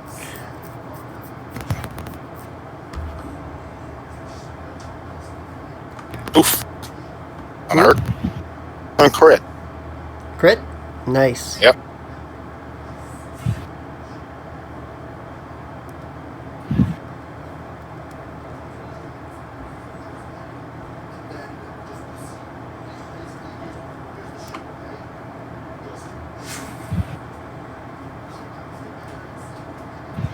That'll be 26 damage. 26. It is still up, but it's hurting. Well, I'll end it there. Alright. James. I'm just gonna follow suit and shoot with the crossbow. Okay. 20 is a hit. Finally getting them good rolls. 7 damage. Except for that one Except on for a that damage one. die. Except for that one on the damage die. Ah. I mean, Braum can still attack. Yeah, I mean, I'm gonna order him to just attack. Yeah. 21 to hit. What was his? The 8 2. 8 damage.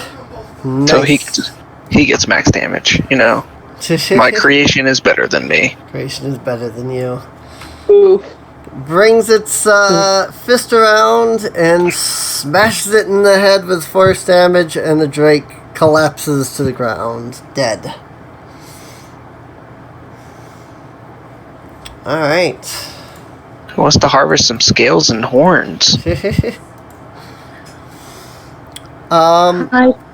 I'd say that if you are going to loot them, make it quick, because if that was the welcoming party, I'd rather not find out what lies inside. Noted. Is it possible for me to close the door in big dog form? Say again? Is it possible for me to bite the handle of the door and close it shut? Tell you what.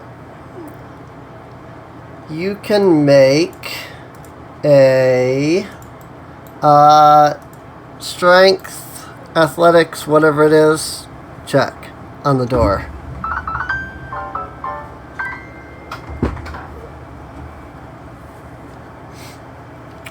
In doggo form.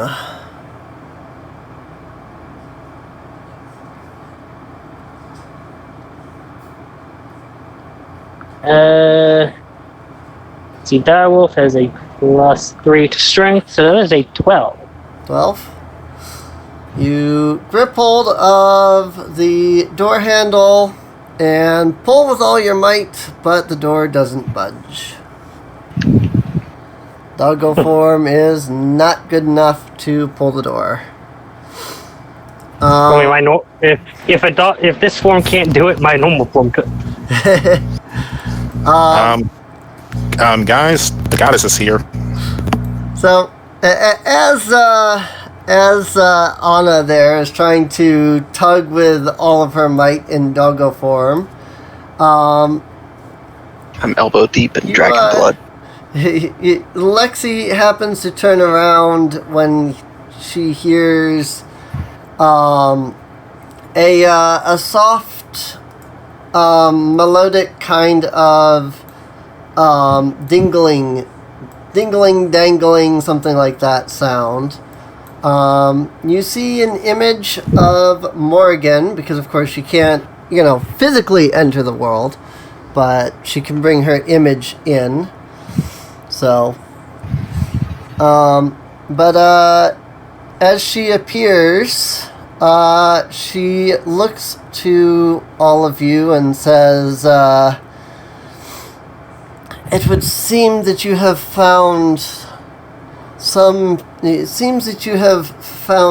sort of temple of evil in this area. I'm sensing strong dark magic from within. I fear that if you pass it by, that dark magic may become unleashed upon the world. Great! Takes handle out of mouth. So we have to go through the dark, creepy, hot temple thing. I'm quite surprised that you would say this out of this temple, but when it came to the eldritch infected city, you had naught to say. She will turn to you and say, as far as Dug Maldur is concerned, the city has been like that for a very long time. While the eldritch magic there is powerful, it is contained. I'm not really sure how best to explain it. I believe the eldritch magic in the Dwarven city is somehow connected to one of the other gods, and as long as we gods are sealed, I do not believe it can pass on. Here, though, it feels as though the magic is about to burst.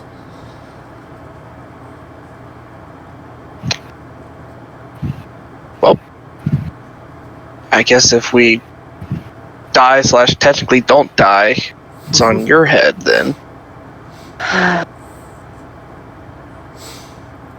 Kind of just a figure of speech saying how we can't, but Yeah. you know. My question is, now, is the inside feel cooler than the outside? The inside does feel a bit cooler.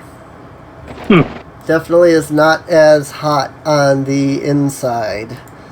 Though, standing at the door, you are able to sense what you think might be what Morgan is referring to. Some kind of heavy, dark sensation of, like, pure, unbridled evil. Sounds I like think- fun.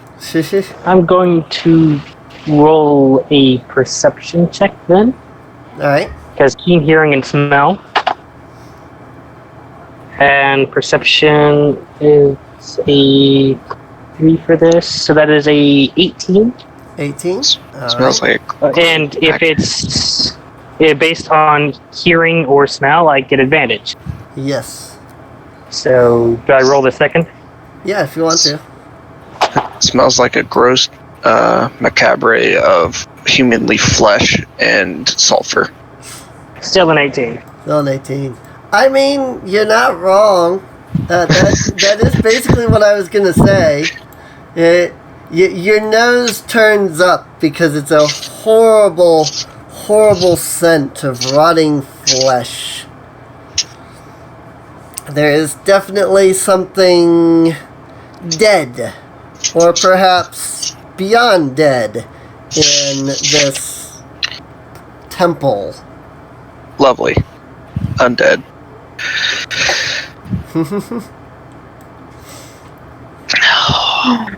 Well,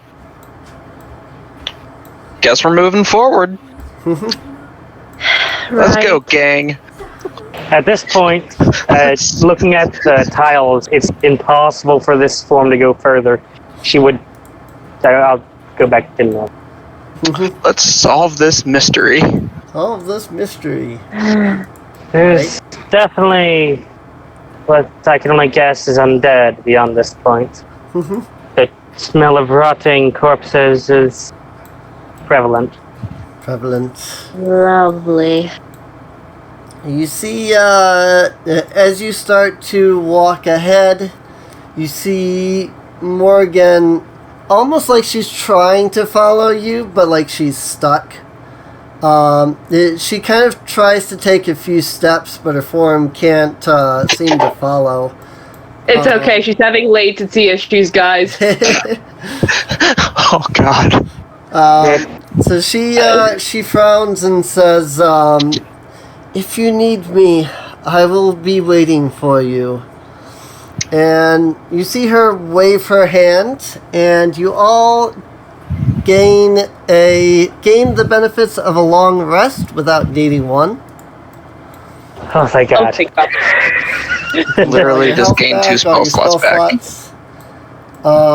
And then after she waves her hand, her form just fades and she is gone. Well, I guess we'll see you soon. One way or another. Seemed like possibly the evil prevented her form from walking forward.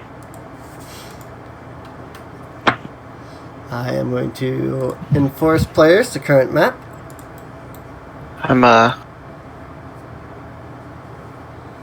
If we die here, I may change class from the Artificer. But And Brahm. What? But Braum! but Braum. He'll still be around. He can stay in the spirit stream.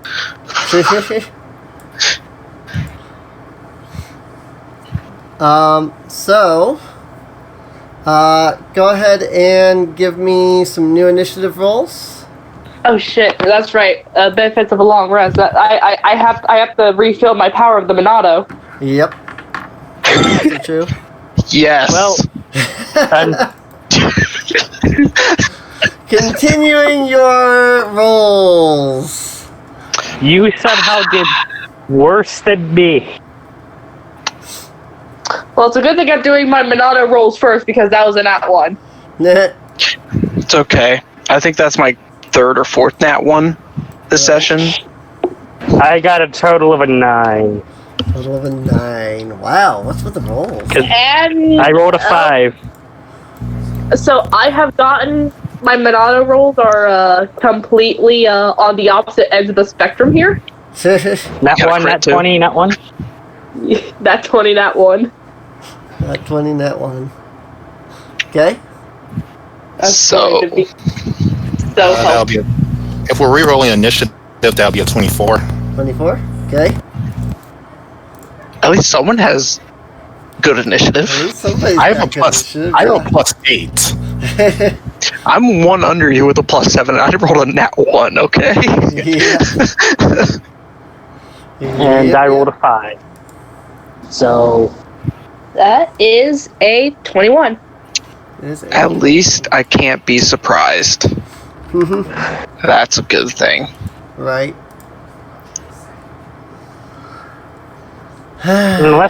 unless they are stealth, I don't think they can surprise us. Because we're actively looking. Oh, no, they can. Invisibility is a thing. I would consider that stealth. Because I mean, We've you're been- not wrong, but yeah. We've been in situations before where we would just get surprised every time they attacked us.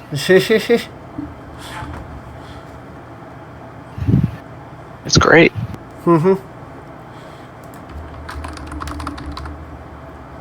Also, Or, you know. I don't have anything that's in this dungeon marked on my list of monsters, so I've got to fix that. Alright, anyway, that's only one thing Ominous. left to do. indeed. And Moving that on up. is- Actually, I think I'm going to attempt to be stealthy through this. Because there's You've clearly learned- something. You've learned from your character in an alternate timeline. Yes, exactly. But also, we want to spot them before they spot us so we can kill them quicker. Right. So that was an amazing roll, and we'll never talk about it again. Because that's a 7. 7. I'm sure I'm going to do just fine. So you peer around the wall here to look at what lies beyond. And as you are peering around the wall, you happen to catch a glimpse of what looks to be a couple of necromancers with skeletal guards. As you are peering around, you happen to slip, trip, and stumble, to which case immediately the necromancers who had just only a moment ago been praying, their eyes closed, their eyes open wide, and they jump to their feet, and they see you there on the edge. Can I yell out at them to persuade them that we are here to join them? You can try. can try a persuasion check. 18. The necromancers will call out to you and say, if you're here to join us, then why are you hiding behind the altar? Step out where we can see you.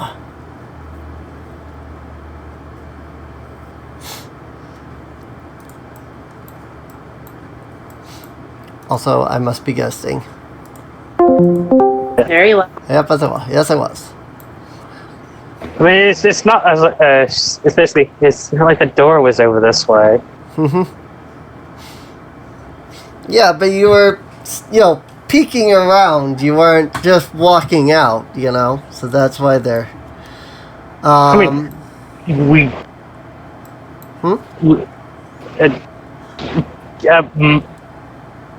Words.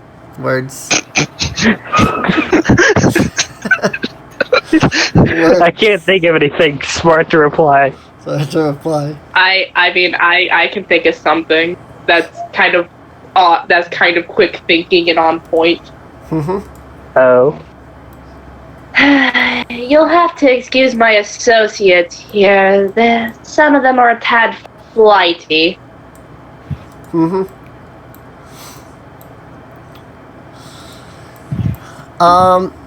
The necromancers look at you. Let's see. Ooh. Oh dear. So they're going to look at you and say, if you have come to join us, then please present your holy symbols.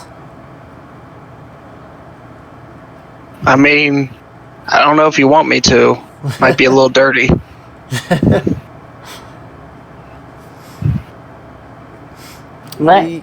You see one of the necromancers, his hand begins to swirl with a necrotic energy as he repeats the phrase.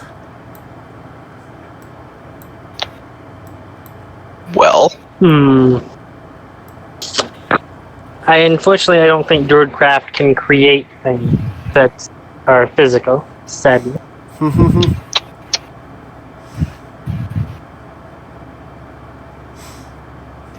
So, it's looking like we're going to go into combat, right? Oh, I'm just gonna. I'm gonna twirl my hand like he's doing. Do they have metal on them?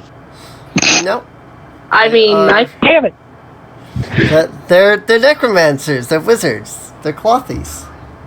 Well, I mean, they could have like a metal staff or something. Nope.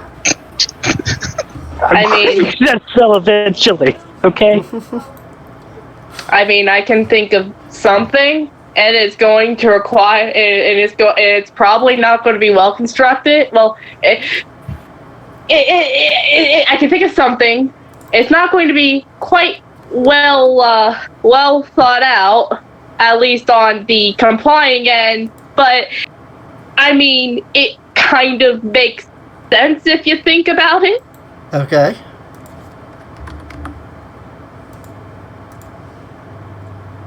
So Arian would just kind of clear her throat and just kind of go, right, the holy symbols of this land. And sadly it appears that someone of our group neglected to get the new symbols, but where I'm from, and she would proceed to cast Find Familiar, of which case, and her familiar is a barn owl. Okay. In our land, the owl is a representation of death.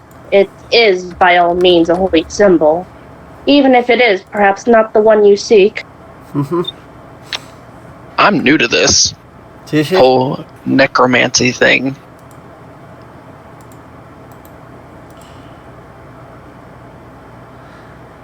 Go ahead and roll me some deception.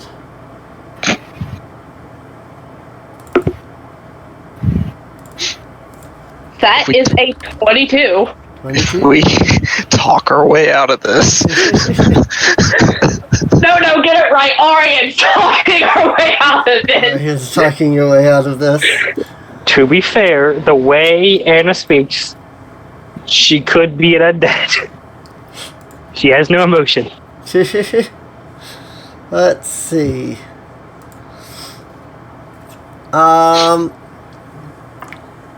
22, you say. And the bad part is I actually pulled some shit from real life lore and mythology for this. Right. Barred owls are indeed considered to be symbols of death in some places. Yeah, in some places, that is true. You are not wrong on that, so... The best type of lie is when you're able to sprinkle a little bit of truth into it. I mean, you're also not wrong about that either, so... Best type of lies are what people generally refer to as half-truths, because at least there's some level of truth that you can, steal in that regard. We all become bards after this. We all become bards. A party of bards. Party of bards. You can still do that. It's like playing clerics from, 3rd or 1st edition. Or 2nd, one of those two. Choose your Or flavor of bard. It's literally the cleric could be anything.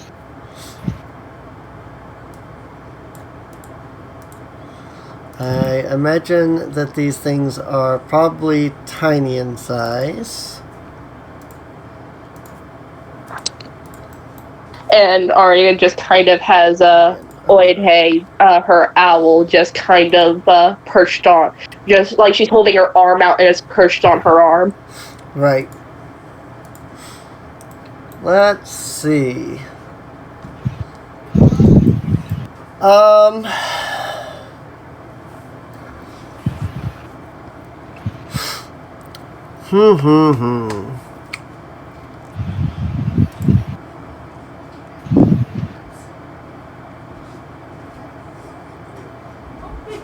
So I'm trying to think here because you got nice rolls.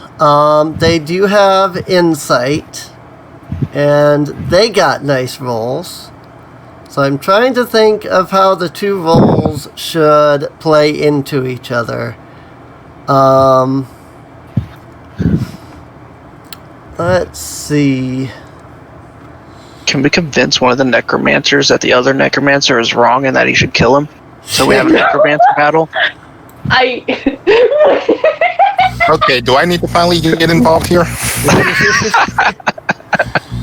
If I was playing a bard, I would totally make some bullshit up on the spot saying, Jimmy, it's been a while. I thought you said you hated this place. Persuade the guy that his name's Jimmy.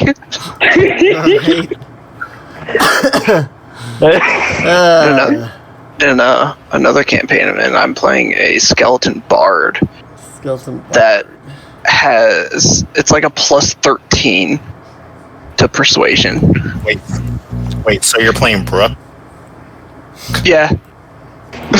That's about right. He's actually, his bard talent is that he plays a trumpet, and his name is Louis Strongarm. Louis Strongarm.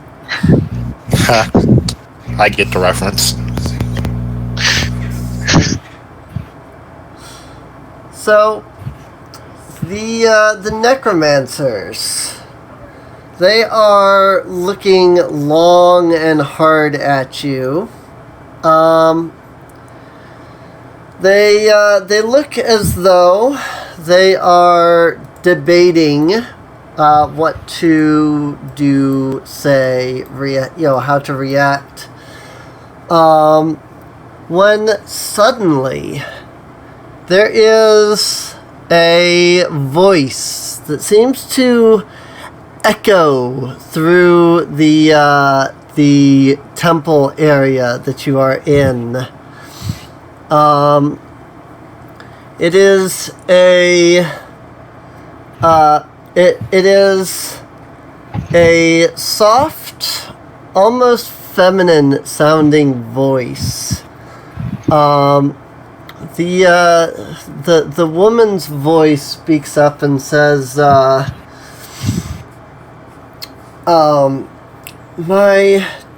my dear followers, please welcome these guests into our church.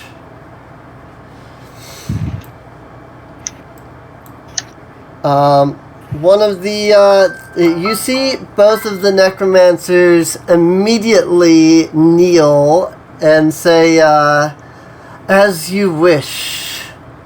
To which they look to you and wave for you to move closer. Mom? I'm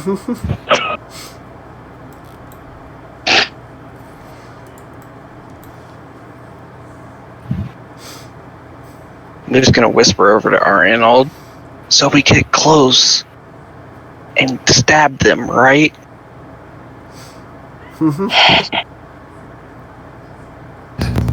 If you're Lexi just whispers, if you're going to stab them, you actually have to kill them. And go for the necromancers first. Don't need them racing any more scouts. Don't need them racing any more allies. Approach, but be ready. Just in case. Okay. And Aryan steps forward. Oidhe, now just kind of, Oidhe's now just kind of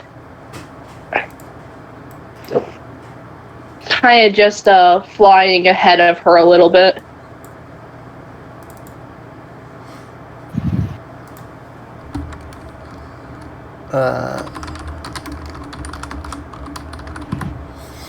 Alright. You approach. As you walk your way around the altar, you're able to turn and look at the statue that I don't have a token for, but that would be right here in the altar.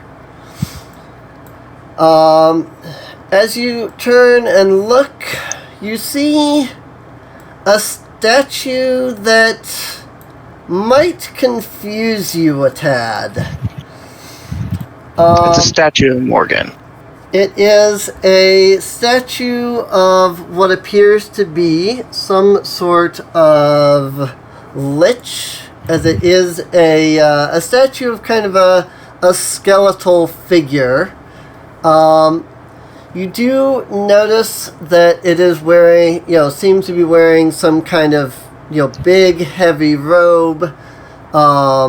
You can see emblazoned right on the chest of the robe, a gigantic version of the symbol of Morgan. Sprouting from the back of the statue, you can see multiple tentacles that kind of come out and around and kind of reach forward from the statue. The figure, the figure of the statue has their hand stretched out. That they have their right hand kind of stretching out, kind of reaching out as if, trying to, reach out for somebody. But in their other hand, you can see what looks like some kind of tome.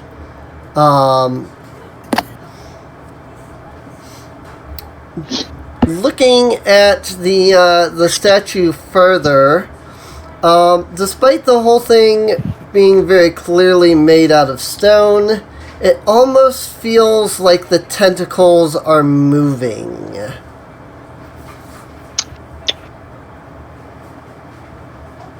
So, guys, that tome that statue's holding,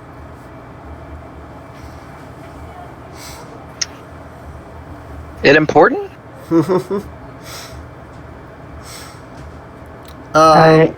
Was that set in character? Yes. I imagine it would be if it's on a statue such as that. Can Arian roll religion/history for this? Sure. And if so, what do I roll? Which one of the two do I roll? Combat. Go ahead. Go ahead. Do religion, since it is. Like, I'm guessing that you're trying to look at the statue, figure out who or what it is. Specifically, yeah. So, if you're looking more towards the tome, I would say roll an Arcana. But if you're looking at the statue, do a religion. Yeah, right now it's more so towards the tome. So, do an Arcana. That's fine. Arcana. Arcana for, magic-based stuff. As she's doing that, can I do it as well? Sure. That is a 24. Anybody who wants to, go ahead, roll. There's no limits to, who can roll. It's just up to whether your character would be interested. Yeah, James definitely is. Arcana. That's only a 9. I have no idea what it is. If you're rolling on the tome, it's an Arcana. If you're rolling on the statue, it is a religion. It's up to you what it is that you're rolling at. Yeah, that's a 21 for religion, 19 for Arcana. Okay.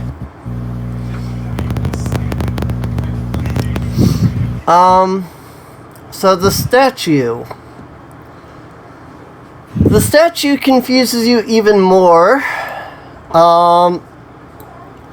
You are fairly certain that the statue is a statue of the Great Lich Harukan. And the reason it confuses you is because Harukan is known very much as being male. The voice that seemed to greet you that these people seem to be, worshipping based off their immediate bow, it was definitely female. As for Good. As for the tome, that's weird. That didn't do the thing it's supposed to have.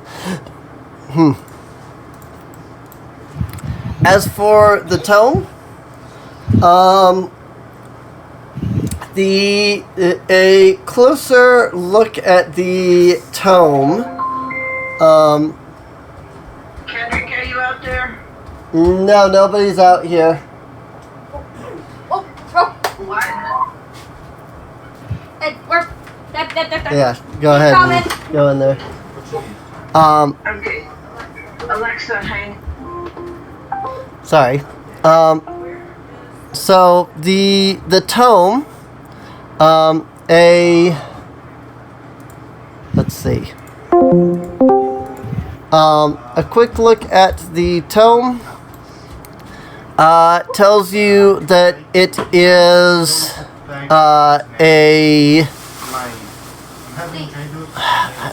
how do I want to explain it? I don't want to say a Bible necessarily, but it's their religious book. It is the religious words, testimonies, yada yada, of the religious beliefs of Morrigan are stored in the tome. What you do know is that if it is a genuine copy, as opposed to one of the many translated copies, if it's I shouldn't say genuine, but if it's an original versus one of the copies translated, etc., It is probably written in a language that you have no idea, because it's probably written in Eldritch languages. Is the statue This is why male? I have comprehend languages. But is the statue depicting what looks like a male or a female? Again, as I said for Lexi's religion check there, it looks like it's Harukan, and Harukan is male. I mean, I'm just referring to like not what it like. Yes, it may look like that, but I'm asking if it looks like they designed it based on the voice we heard or based on actual Harukan. Actual Hey. Harukan. Okay. Hey, necromancer dudes. Can I take a look at that book? That, I believe that might be meant for the. I believe that might be meant for the statue alone, James. I have a question of my own.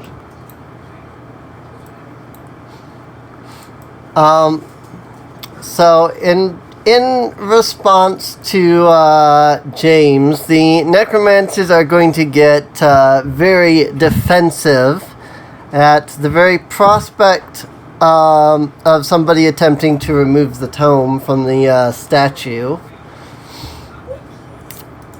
It is very clear that they will not allow you to even get 1 foot closer to it, let alone try to remove it.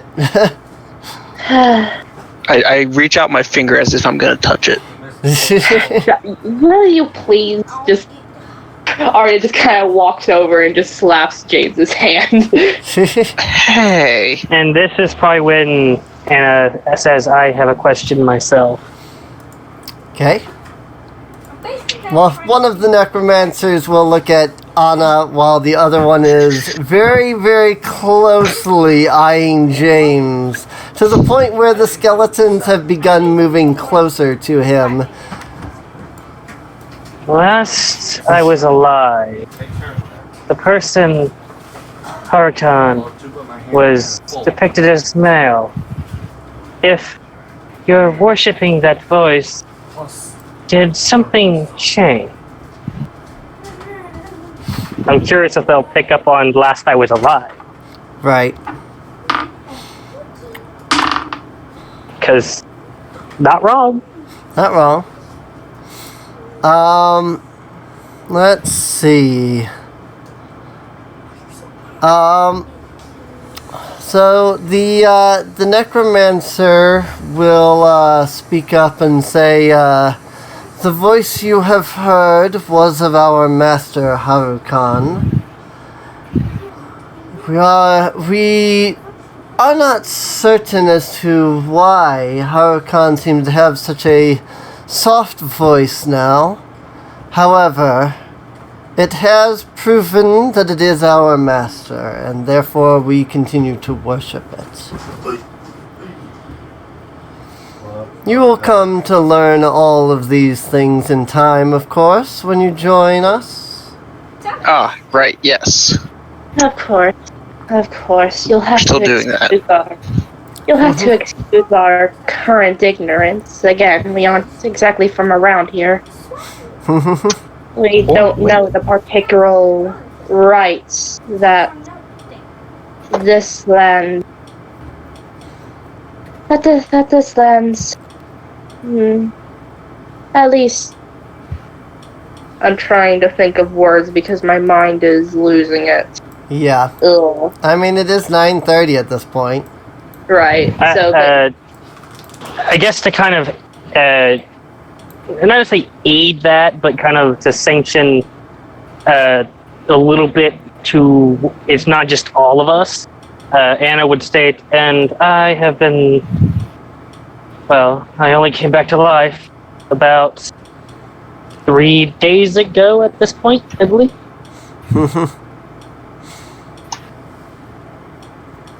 You know, from how this land's branch of of our master works. That's how it should probably be best put. Right. And Something along those then lines. Anna's statement. You know, Hara kind of could be like one of us.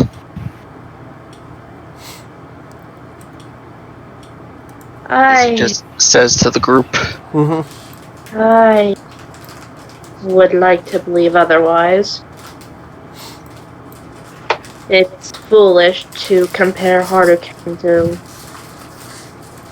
mortals, whether alive or in undeath. So about the book. You cannot have the book, James. I can tell you exactly what it is from simply looking. It's Morrigan's religious scriptures. That's why I want it. If it's a lost original. You cannot simply take things from the altar of the sector. Are you crazy? Yes. I do believe it took you several lives to learn that, didn't it? And you still haven't? My only question scriptures would be if it's in its original language or if it's a translation. Are these necromancers not going to react at all to the fact that she's been stating that they've been dead before? I mean, they're necromancers. The idea that somebody has died and come back to life is not really a big thing. But the fact that we look perfectly normal. It's Tuesday. I mean, have you seen many? Have you seen some undead that necromancers can wield? No, obviously not. My undead bard. Revenants look exactly like they did in life, so.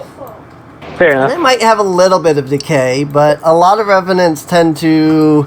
The general idea of a revenant is that they died and immediately came back to life, and so they don't really decay or anything. They die, and then after a short period of time, kind of revive because they're so angry and want such heavy revenge. So the idea of an undead, being fairly normal is not too big of a deal, so compulsion to take book. Well, so that was a 3. Question is, are you going higher or lower? Wait, what's going on? I typically always do the high as the good side of the good situation. So wait, what's going on? He rolled a compulsion die? If James goes to move towards the book, Anna will grab him and scold him as much as an emotionless person can scold somebody. That's honestly kind of brutal. An emotionless person scolding someone. Right. How many times do you have to lose your life before you realize not to touch things that don't belong to you? At this point, it's like a natural occurring thing that happens over and over, so I've kind of gotten used to it. Whether by giant boulder traps, poison darts, freakish monsters that like to bite off my head. I mean, he's not wrong. that is kind of how, Milshans would generally feel, if they've been around for a while. Meanwhile, Anna's the opposite. Blowing the cover. Must have book.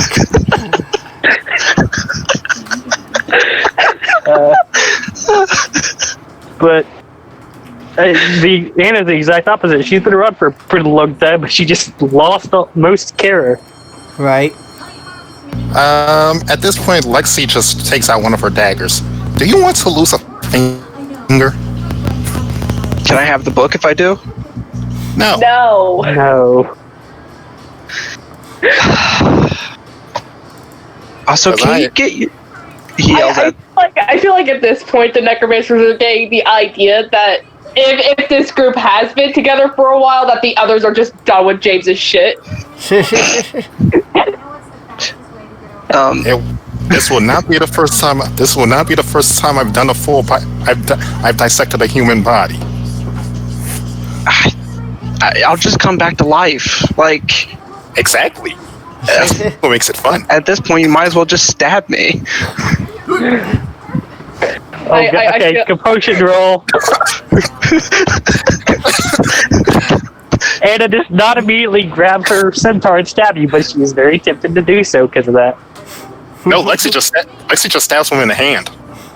I feel like at this point Ariane does have to go to the necromancers and just like bow and apologize for the nonsense she brought with her. This has become like an anime scene.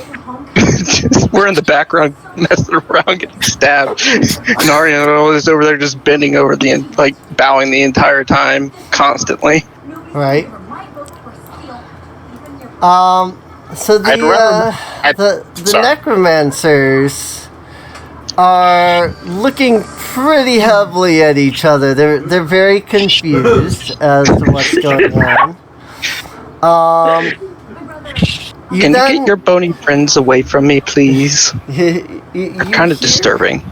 You hear the female voice again begin to echo through the chamber. The voice speaks up and says, how do I want to word this? The voice speaks up and says, my children, bring these new recruits to the main chamber. The necromancers immediately bow, and the skeletons start moving closer to the entire group here. The necromancers speak up and say, if you will follow us. Yep, will do. Of course. Anyway. Boyd, hey, come here. And the owl flies in, lands on her arm. I will be right back. I have to go take a leak around the other side of this altar.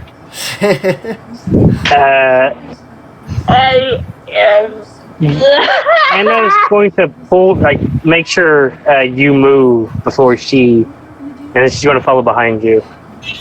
The skeletons are very very clearly moving to grab anybody that does not immediately follow.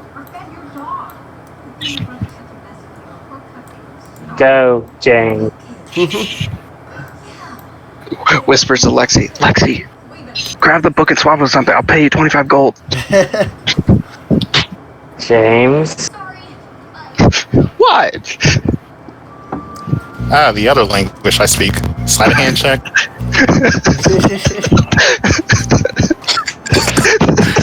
You know! I mean, we're gonna kill him anyway, so. I went through... We can get it all the way back. I went through a lore dive to get us into this situation, and y'all motherfuckers just blew it. Technically, I started this entire situation, so... No, technically, you did not start the situation. What started the situation was Anna failing her self-check. But anyway. That's true. That's all. It's Anna's fault. It's I Anna's will fault that I'm taking the book. No. As in kind of, or Anna will look at Lexi and says, don't. Just go. Fine. I have that much self-control.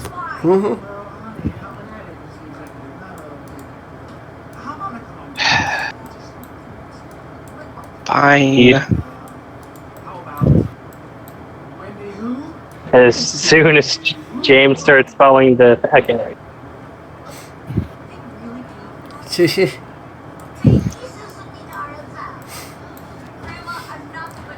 So,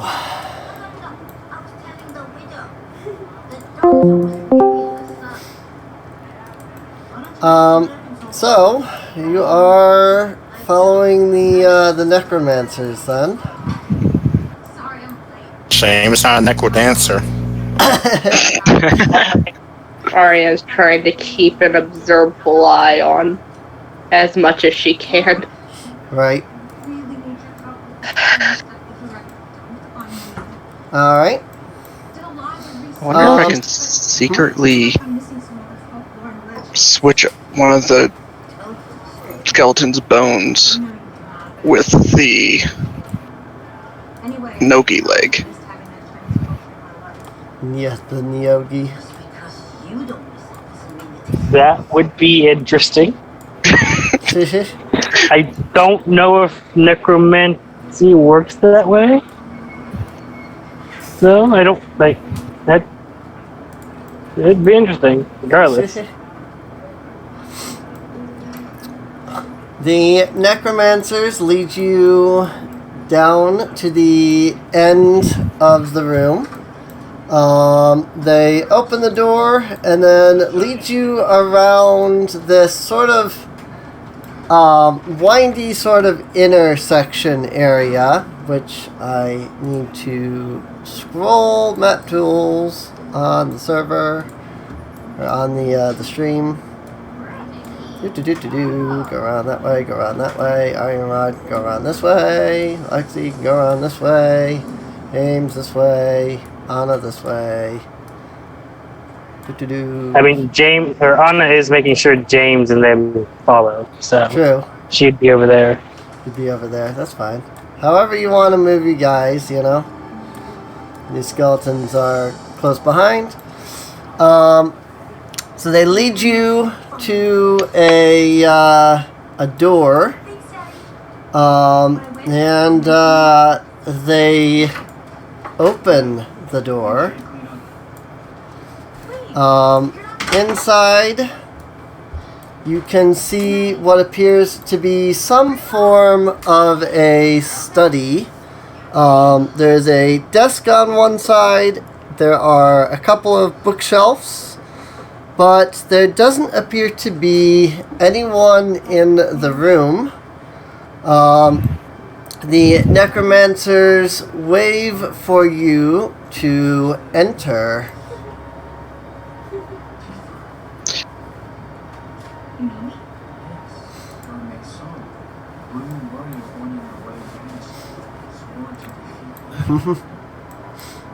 Am I ghosting again, or are people just not saying anything? Depends. We're not saying anything. Not saying anything. I was seeing tokens move, but no sound, so I was making sure. James is gonna try and quietly whisper to the rest of the party, is now a good time to not be here? And like, you know, take them out? Just... Oh, look, an inner sanctum. Who are we sacrificing? I vote James. Hey! I second that vote. Oh, that's so mean. Wow. This is the one that wanted to steal from this place of all places.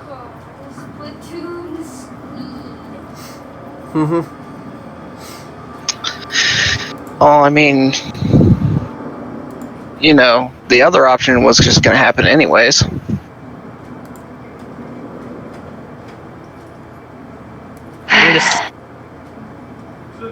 I'm doing a Lexi good going deed. to move in?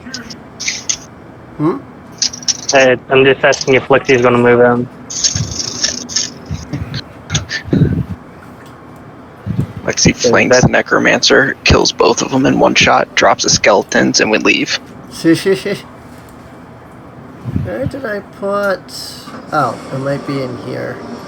What are we watching? So I'm looking for a particular token, but I'm having trouble finding it. Wendy Wu. Is this the right one? That is not the right one. have another version of that token, but I don't know where it is. Okay.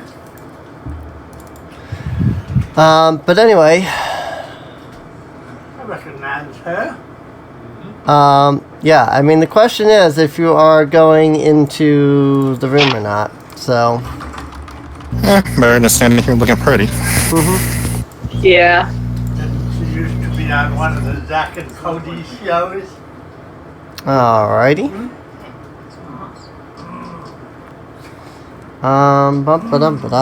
Where did I store?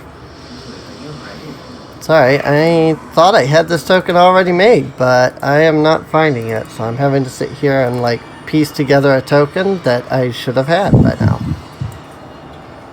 I was 90% sure I had made this token. I don't even have the picture for it. Even have the proper image of it.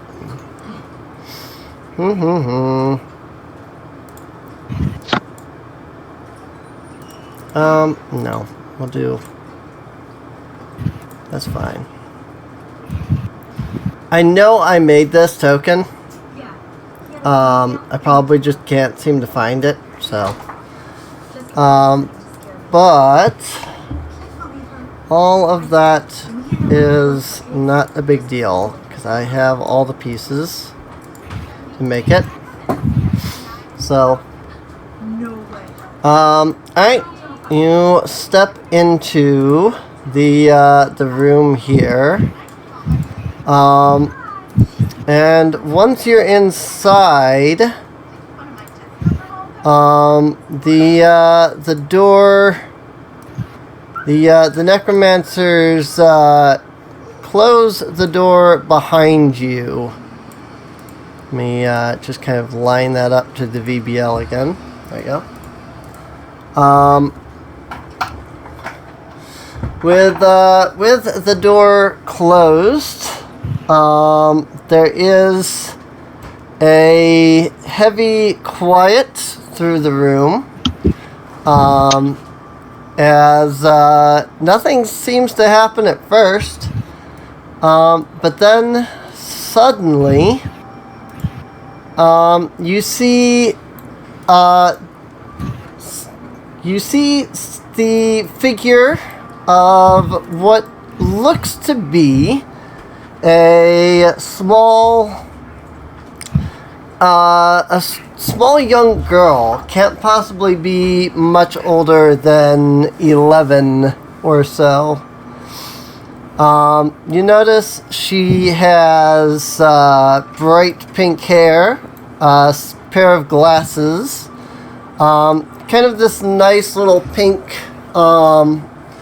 sort of martial artist type outfit on. And she smiles at you and says, finally, we can talk in peace.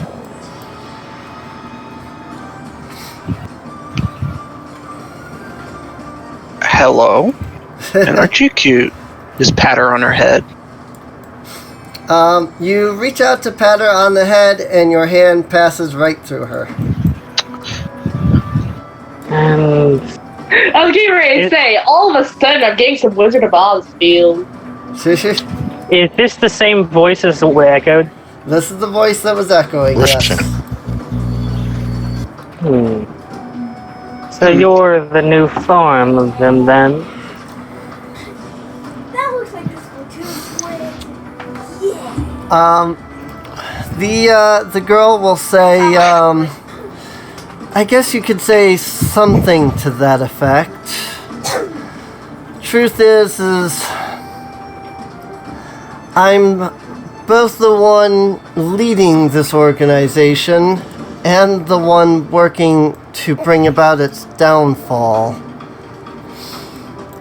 They are not wrong. This was a temple quite some time ago that belonged to the Archlich Harukan.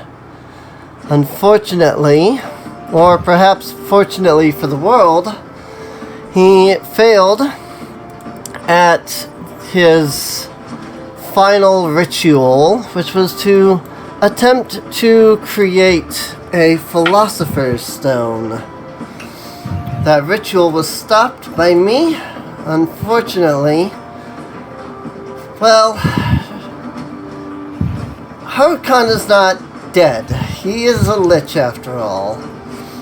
However, his spirit has been separated from his phylactery, I suppose you could say. Unfortunately, I too was separated from myself when the ritual backfired. At some point, my consciousness returned, and Harukan's has not. And so, I have been working to attempt to stop this cult before Harukan can return. But unfortunately, there's only so much that I can do. So... Go on an insight on this information. Okay? If I could roll decent, that'd be nice as well. Yeah. But insight, that is a 14. 14? Yeah. Aria's going to insight as well. Okay. James is just gonna ask, do you want us to take care of them? That is a 22. 22. The girl will smile and say, that is one reason I attempted to... it is one reason why I attempted to prevent the necromancers from realizing who you were. Perhaps, you see, because I am trapped as I am, I have a consciousness, but I am not able to truly wander or look around this place. I am mostly trapped here, in this room where Harukan's ritual failed. Because of that, I felt the easiest way for you to navigate the temple would be if you were to pretend that you were on their side. Of course, she smiles and says, I can tell you are all just like me. We are all Milshons. As such, if you would prefer to fight, you are free to. But each of these 6,000 warriors that is buried with him is I hope I'm not ghosting. They're different heights, different I think I am. weight, different ages. Hello? And Hello. We got all what you said. Yeah. Yeah. I just didn't hear any responses, so. Yeah. Well, while direct combat could perhaps just as easily dismantle this group, perhaps that isn't the best option. For each of the statues, that they were actually his real 6,000. After all, we have gotten this far playing along. I don't yet see a reason why we need to break that facade. So, me impromptuing wanting to join their side kind of saved us some trouble. It would appear that way. You impromptu wanting to join their side. What? I did start that conversation.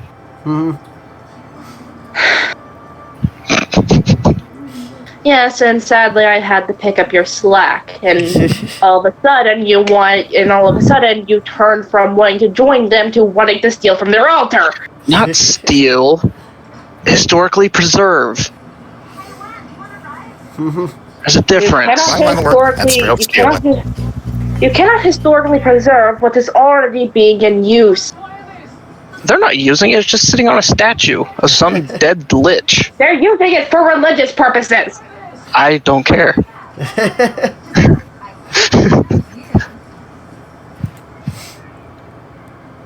it needs to be put in a glass case and preserved for the rest of the time.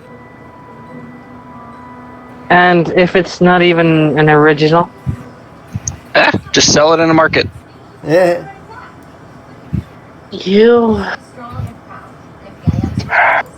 The march of time will always result in the inevitable entropy of everything. That's simply how it is.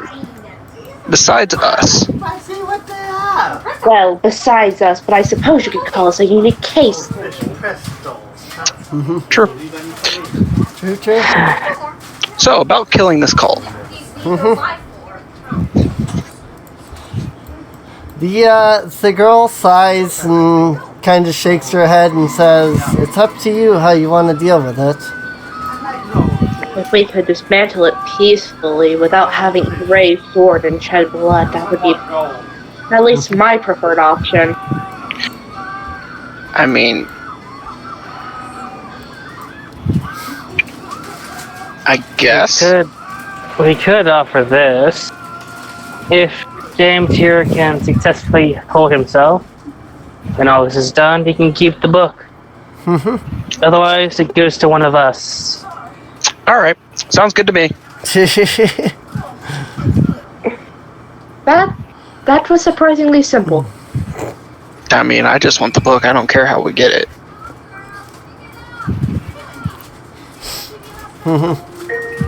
Also,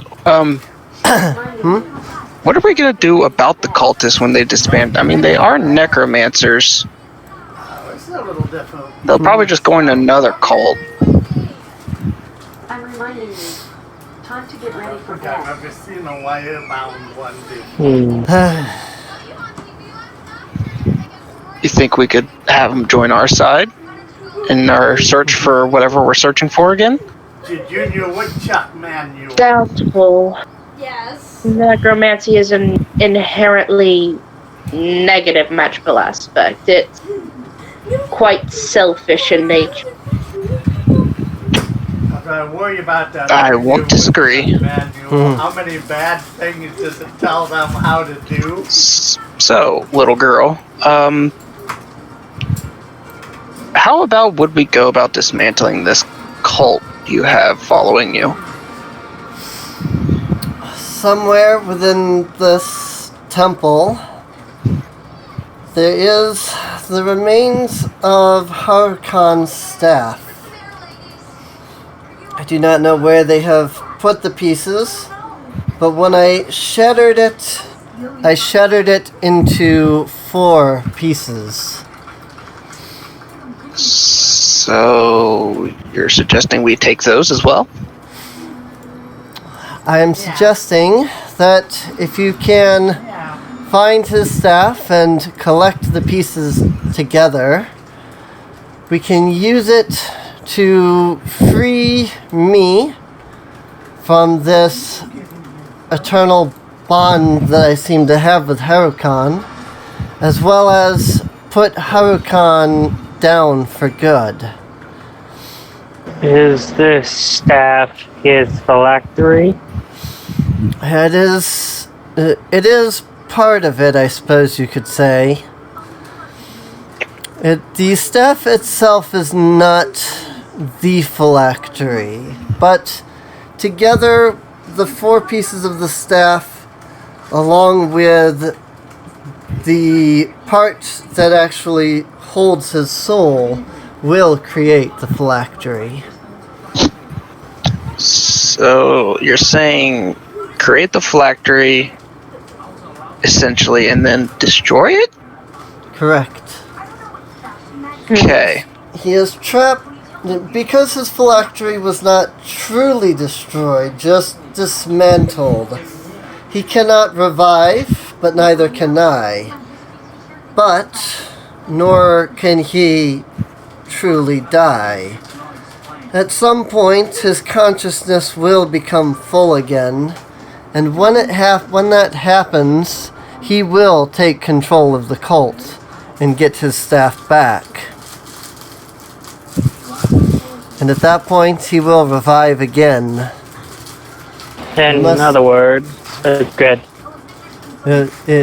Yeah, I think she's about to say the same thing you are, but she would say, in other words, we need to destroy his phylactery before his consciousness can return, and thus destroy him before he can revive. Well, close. It was more along the lines of, or in other words, create the factory and immediately destroy it before it has a chance to do anything aside from revive. Right. Basically. Simple enough. I'm pretty sure Morgan would be happy to see you back in the spirit stream. She smiles when you say Morgan, and she says, it has been so long since I last saw her. I will be happy to return to the spirit stream myself.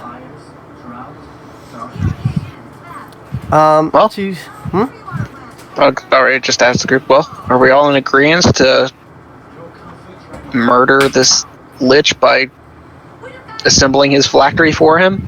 Right. Well, One, we have to destroy it.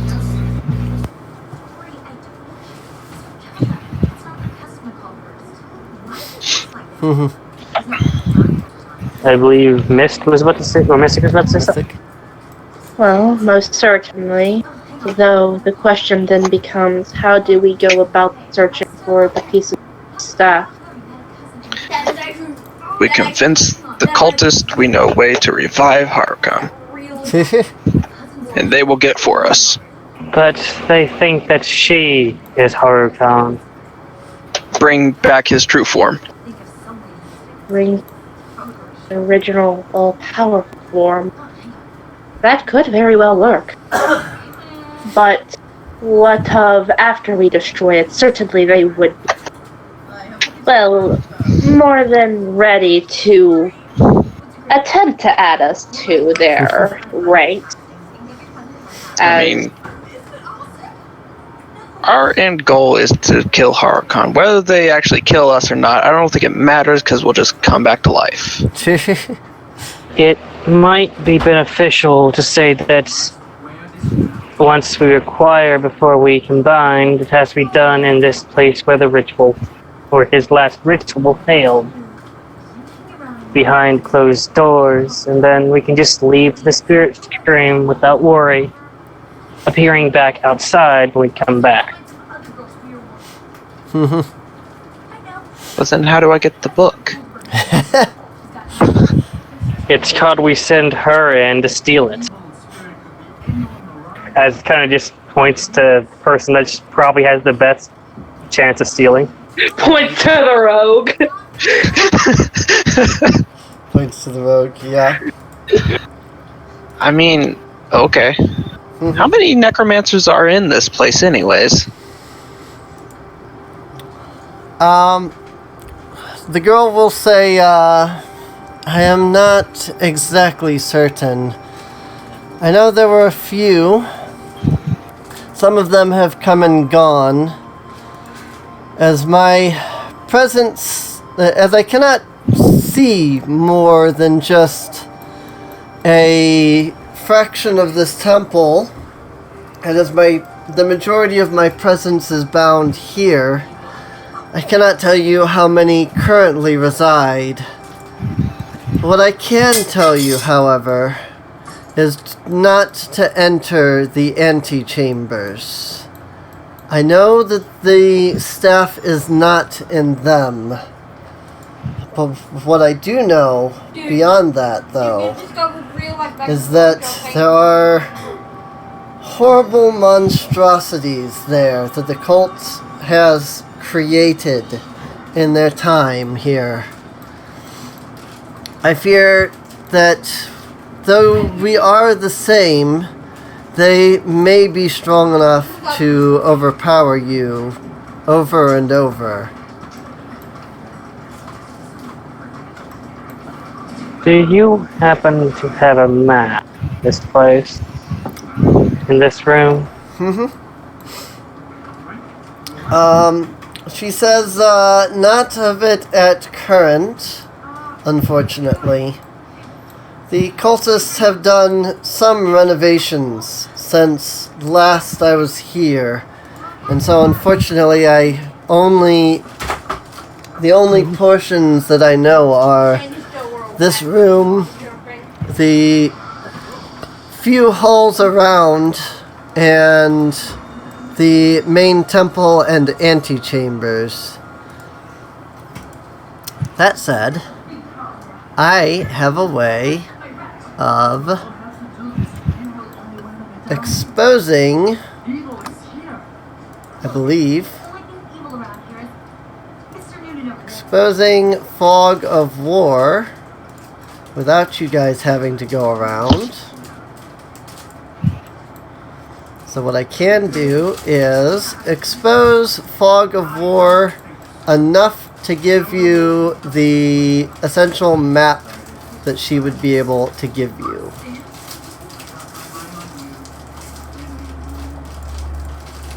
Okay.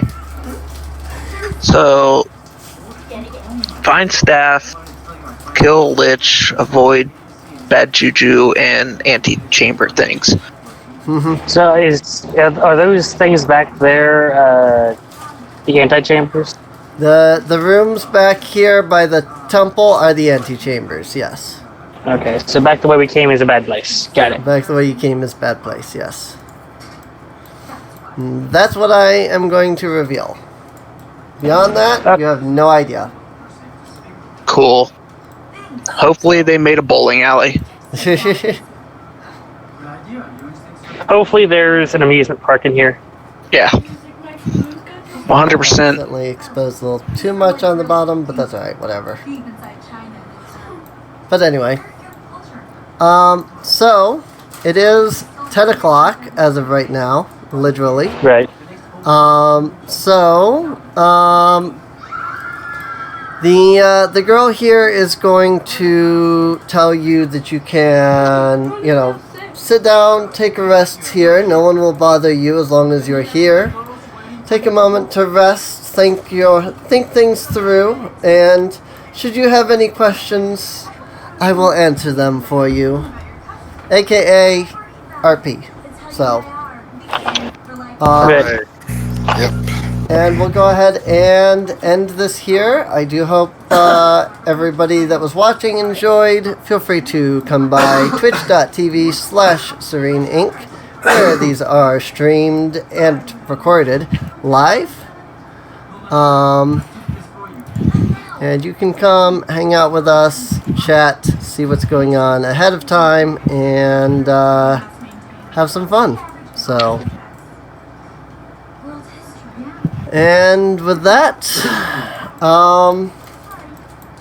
thanks for playing to my players. Thanks for watching to the people that watched. And we'll see you all next Friday, hopefully. Because it should be really busy. But then I didn't think that the last 3 weeks would be either, so... Yeah. There. Stuff happens. It's alright. Stuff happens. At least we didn't go into a random old dwarven city that you didn't have prepared this time. Well, I did prepare this time in case you guys wanted to continue along that path, so... But then you didn't, which is fine by me. We turn around after this and go back there. That's what I was thinking too. Right. I mean, James... Like all of a sudden, that doesn't seem so bad anymore. Right. James's lust for artifacts is going to take his toll on the party. But it's like Iron Hod says that's not a bad idea. It's like Anna, I beg to differ. Mm-hmm. The only reason I should see the last time was I told it to fuck off, and it actually listened, surprisingly.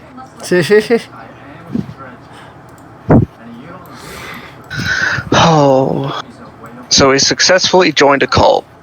Successfully joined a cult. I think that's one of the first in your sessions. Yeah, I don't think you've ever joined a cult. You've just interacted with a cult multiple times. Well, luckily it's not a suicide cult.